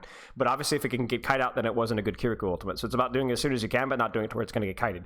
And you're asking me a question that doesn't have an answer. Use it as soon as it can't get kited. That's the answer. If it can get kited, it was a bad ult. If it can't get kited, but it was too late, then it was a bad ult. Reaper, Cassidy, Ashe, May, and Torbjorn. I don't know. These are so subjective, to be honest with you. These heroes are good, but not greater than the S tier heroes. C She got her damage Bastion, nerf. Junkrat, and Pharah. She got her damage nerf, that's what happened. Also, I don't think Pharah is... I think Pharah is better than Bastion and Junkrat for sure. Definitely playable, but not a meta pick. D tier, Symmetra. I'm so sorry, Sim mains, but she's definitely D tier for me, especially since 2CP is gone.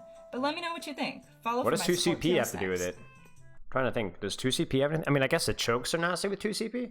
I don't know.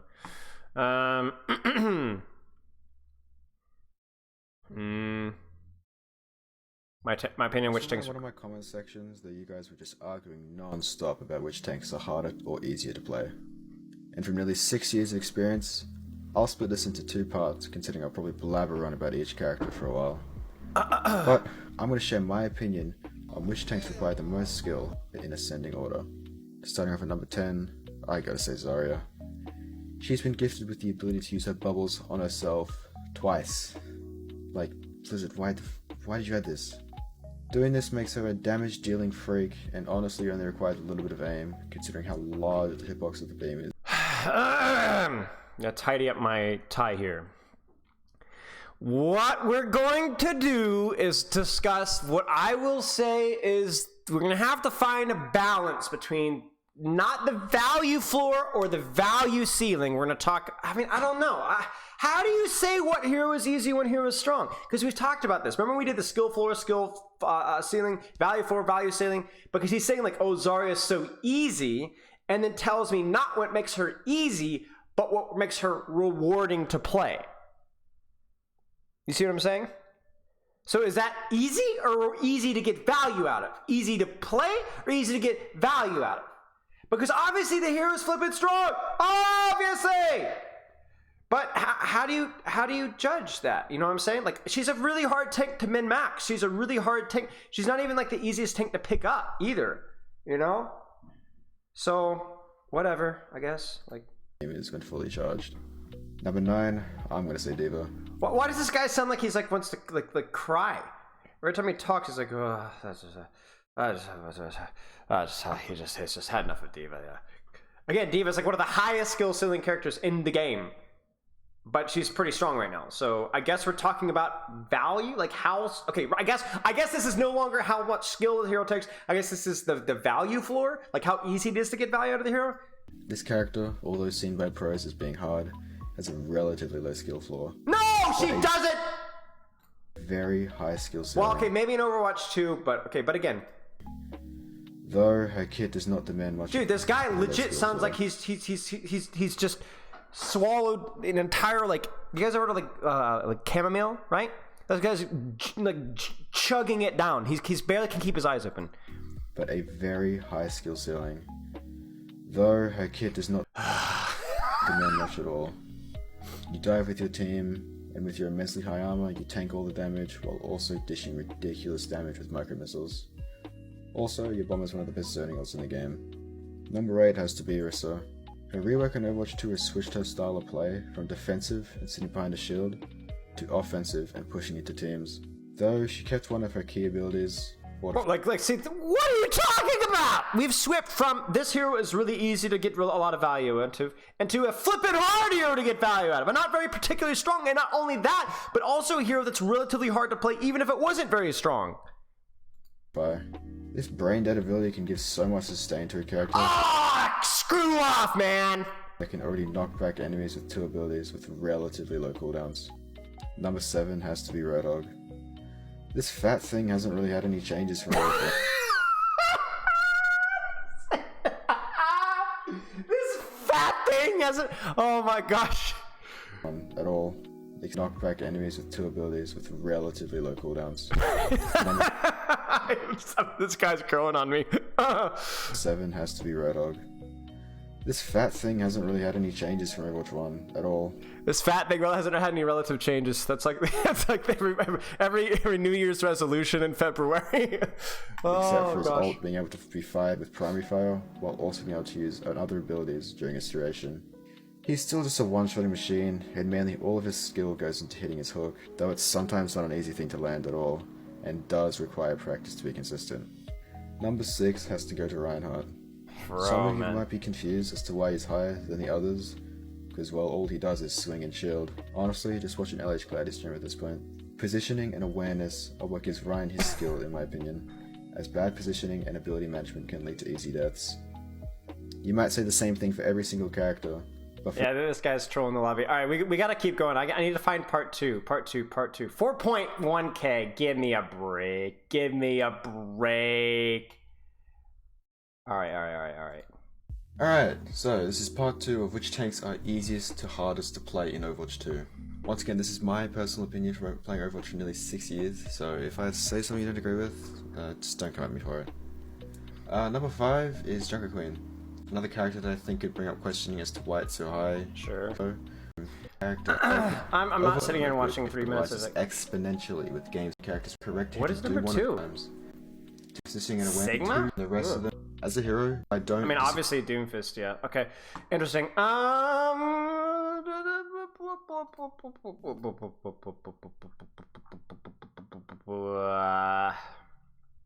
You guys have any TikToks I'm missing here? I mean, I guess we could go farm Bellaboo, but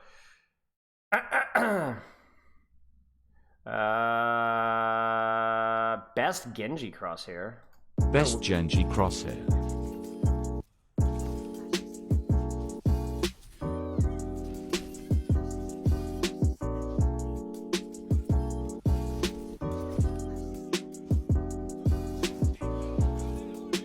Best Genji. What? What? Is that it? People watch this? We're here with another useful tip. Do you know that they recently changed how Diva Bomb works? After the most recent patch, she does less damage whenever you look away from the Diva Bomb. You are welcome. Hey guys. Excellent. I applaud you, dear sir. Well done. Well done.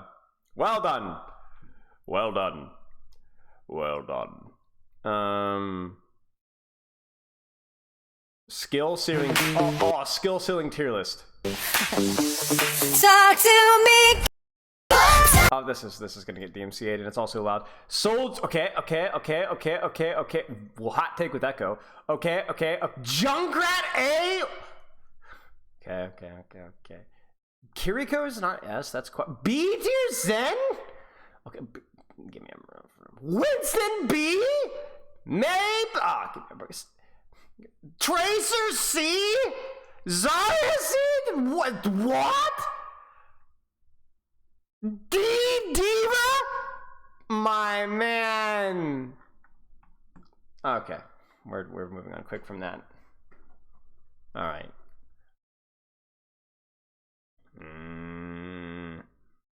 Alright, look at this! Bellaboo everywhere! Look, I see her.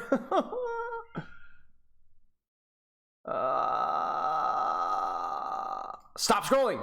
Okay. Watch and don't know how to use voice chat, you need to watch this video.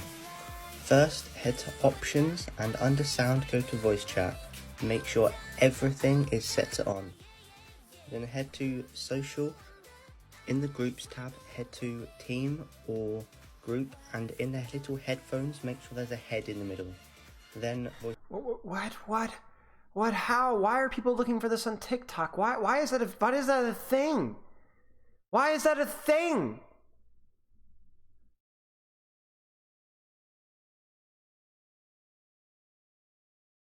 I don't want to watch Cager. Screw Cager. Hate that guy. Mercy tips. Mercy tips, part 1. Make sure that you unbind your team for damage boosting. Using this ability will ensure that you lose games.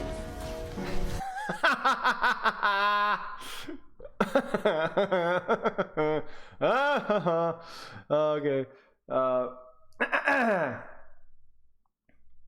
Right.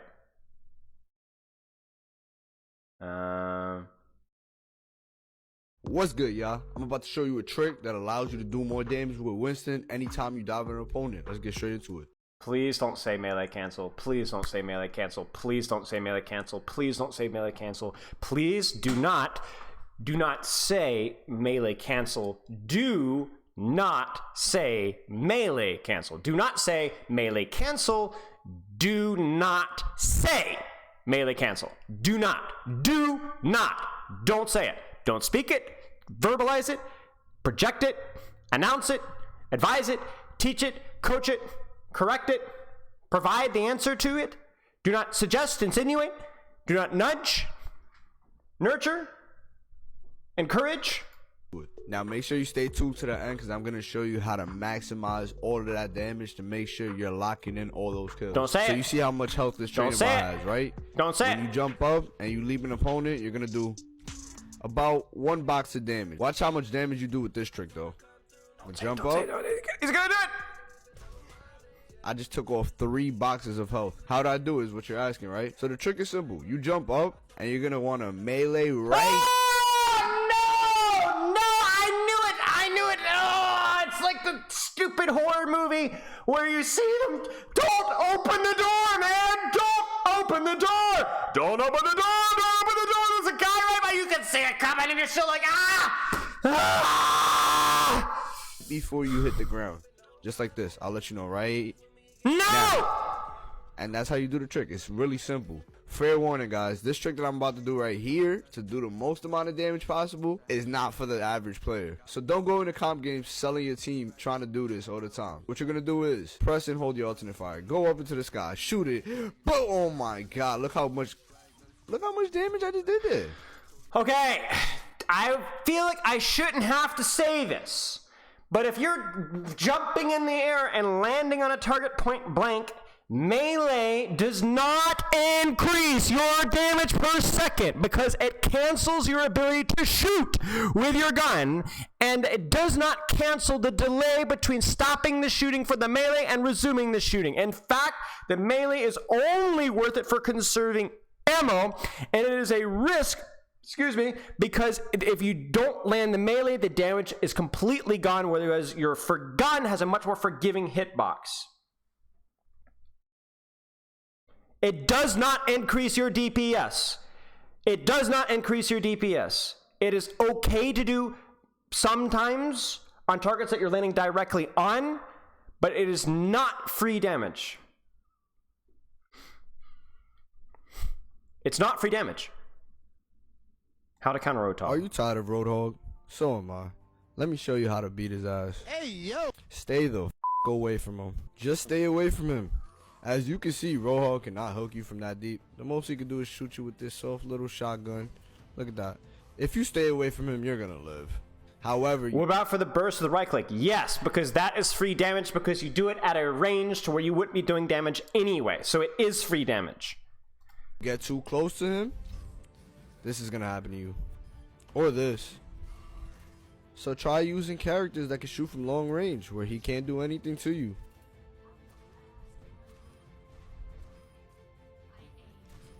Roadhog isn't that hard to counter. You're just positioning yourself wrong.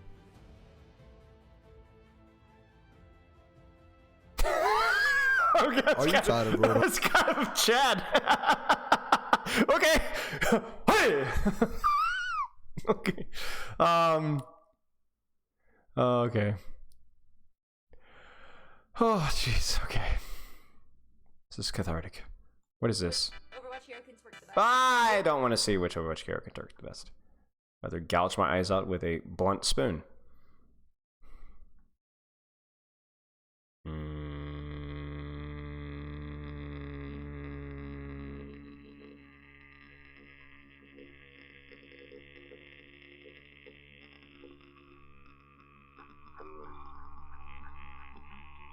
Not seeing anything. 3 more ultimates. I don't know. We could try. We could look at this one here. Let's see if there's anything juicy here. What do you guys see? Is there anything here? You guys, is there anything here that's juiced? Anything here that's juiced? These are the worst skins for every hero? These are the worst skins for every hero in Overwatch 2. Starting off with D.Va, White Cat. Black Cat is way better. Doomfist, Irene, Junker Queen, Beast Hunter. No to the cheetah pattern. Arisa, Sanye, Reinhardt, definitely Guan Yu, definitely. Roadhog, Militia, just a bit boring. Militia? Sigma, Dr. Day, Kuiper, just a bit boring as well. Is she not a native English speaker? Pretty boring. Wintun, Catcher, Hammond. Catcher's good. Biohazard. No to the green. No green hamster. Zarya, Cyber. She's just pronouncing stuff badly on Ash, purpose. Tiger Huntress, but I love how Bob looks. This is just for Ash. Bastion, Woodbot. Cassidy, Vigilante. Echo, Surf's Up. Surf's Up's okay. Those weren't horrible decisions. I mean, obviously it's subjective, but I think it could have been a lot worse. The best skins. These are the best skins for every hero in Overwatch. Ash, Little Red, best skin. Bob looks so funny and Ash looks amazing. Bastion doesn't have that many good skins, but I'd say this one. Nah, Lego is way. You guys are crazy if you don't think the Lego skin's best. I really like it. Cassidy has like 3 skins that look exactly the same. This one, and this one. Dude, what is the difference between these 2 skins? Alright, his best skin, American flag. Echo, this might be cheating because this is an Overwatch League skin, but look at that. This is her best skin, hands down. Genji, Cyber Demon might be cheating. Alright, if it's not gonna be Cyber Demon, it's the only mythic skin in the game right now. This skin is his best skin. No! Not Bayou! I'm gonna go with this skin. Yeah, that's agreeable. Like Phoenix Wright from Ace Attorney. Junkrat. We gotta go with the clam skin for Junkrat. Because all Junkrat. Let's see here.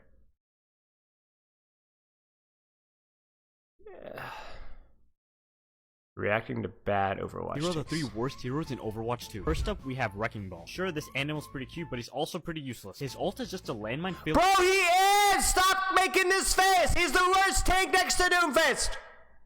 With disappointment. Here comes I play ball. I'm gonna show you guys how good Wrecking Ball is, despite me being objectively wrong. You seen my minefield, sir? And finally, we have Echo. I forgot she even exists. She Echo? also doesn't do enough damage. She's pretty much a free target when she's flying, and I was beaming someone above 50 HP with Echo's beam. Alright, 50 HP, right?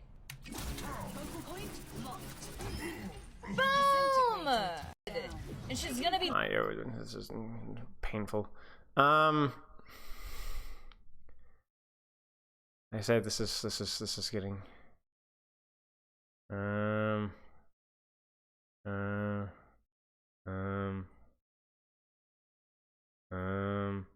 See, this isn't like this is just random crap. You know what I'm saying?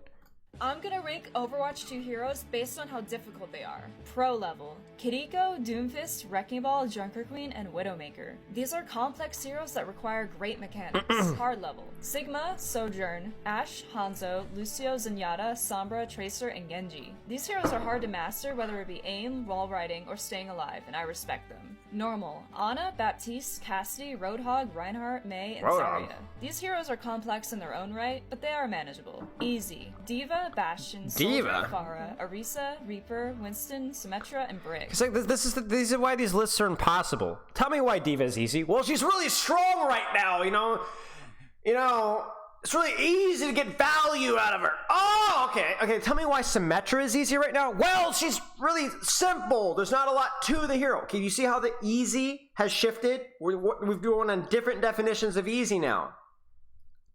I don't know. All right, we're gonna do a little bit more, and then I'm slowly. If it's gonna end up me being the same crap, then like.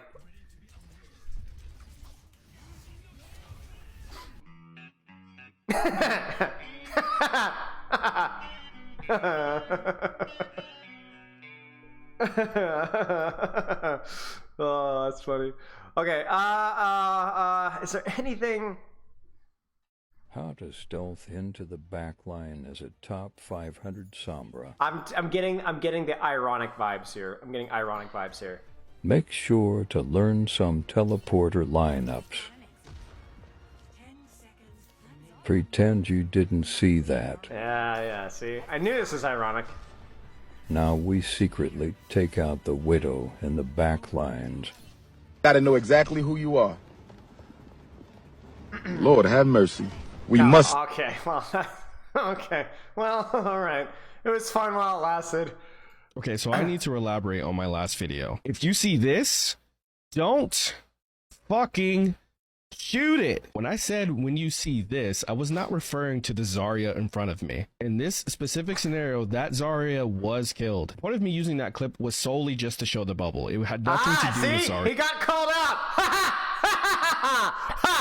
His health. My hopes was that everyone who has played Overwatch 1 and knows how to deal with Zarya would understand this, which did happen. They did understand it, but what it turned into was basically them trying to say, I don't know what I'm talking about, and that this is a bad example, which I'll admit I could have used a different example, but in my mind, that wasn't the point of the video. The point I was trying to get across is that there are too many players feeding Zarya. I have a Zarya on my team, and I want you to take a look at her stats. And during the same game, I asked her, yo, Zarya, are they just feeding you right now? He said, yes, I'm just getting free charge, and I'm just rolling through them, which was the entire point of my video. If you can kill the Zarya... Alright, okay. Let's see. Does this guy have anything else here? What do we got here? Here's what your Overwatch main says about you. If you main Doomfist, you play him solely out of loyalty. But you're okay with that because you get to domestically violate anyone in front of you. It's also very likely that you only play quick play, which is perfectly fine. You're probably a huge Mike Tyson fan too, and you want to know what it's like to actually knock out somebody. Lastly, you love seeing people complain about your pick while you either proceed to absolutely violate the entire lobby or get violated while refusing to switch. Here's what... Right, okay, The universe! It sings for me! The universe! The universe! What the heck?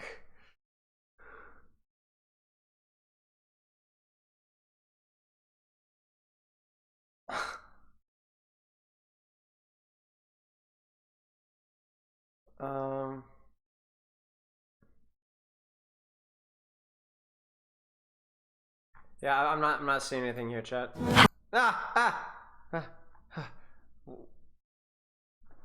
Oh, you guys posted one. I almost missed it. Everybody probably knows that Torben can repair his turret. I'll fix you up. But did you know that he can also repair Bastion because he's the one who designed them? So the next time your Bastion is low HP, make sure to whack him with a hammer and heal him up to full.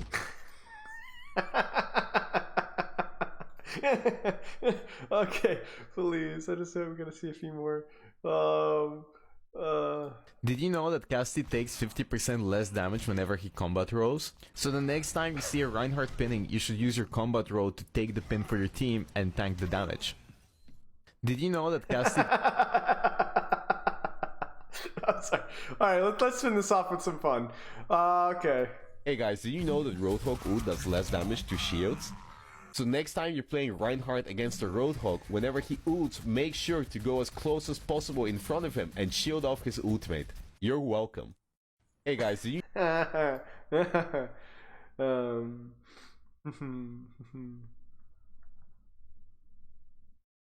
Wait, this is not Overwatch. This is great. This is great. Okay. Chat, do you have any final questions? Otherwise, we will sail into the west. Let me find somebody in my Discord to raid here. I always try and raid folks who are in my Discord. I don't care who you are. I'm trying to give a shout out to somebody here. That was fun.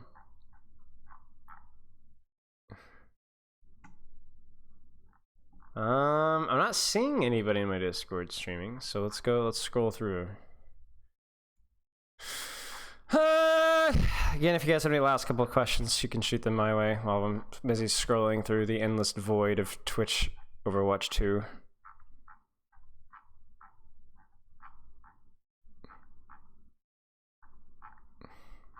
Scroll your boat. Ooh,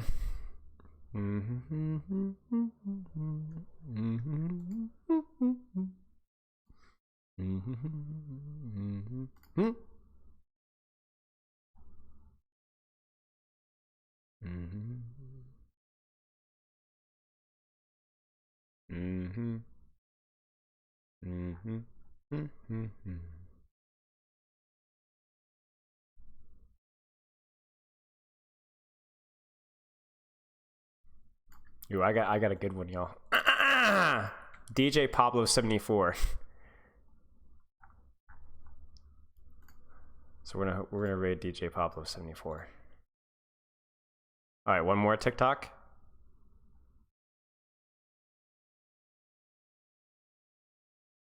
How often do I audit? Wait. I can't tell what's fresh and what's not here.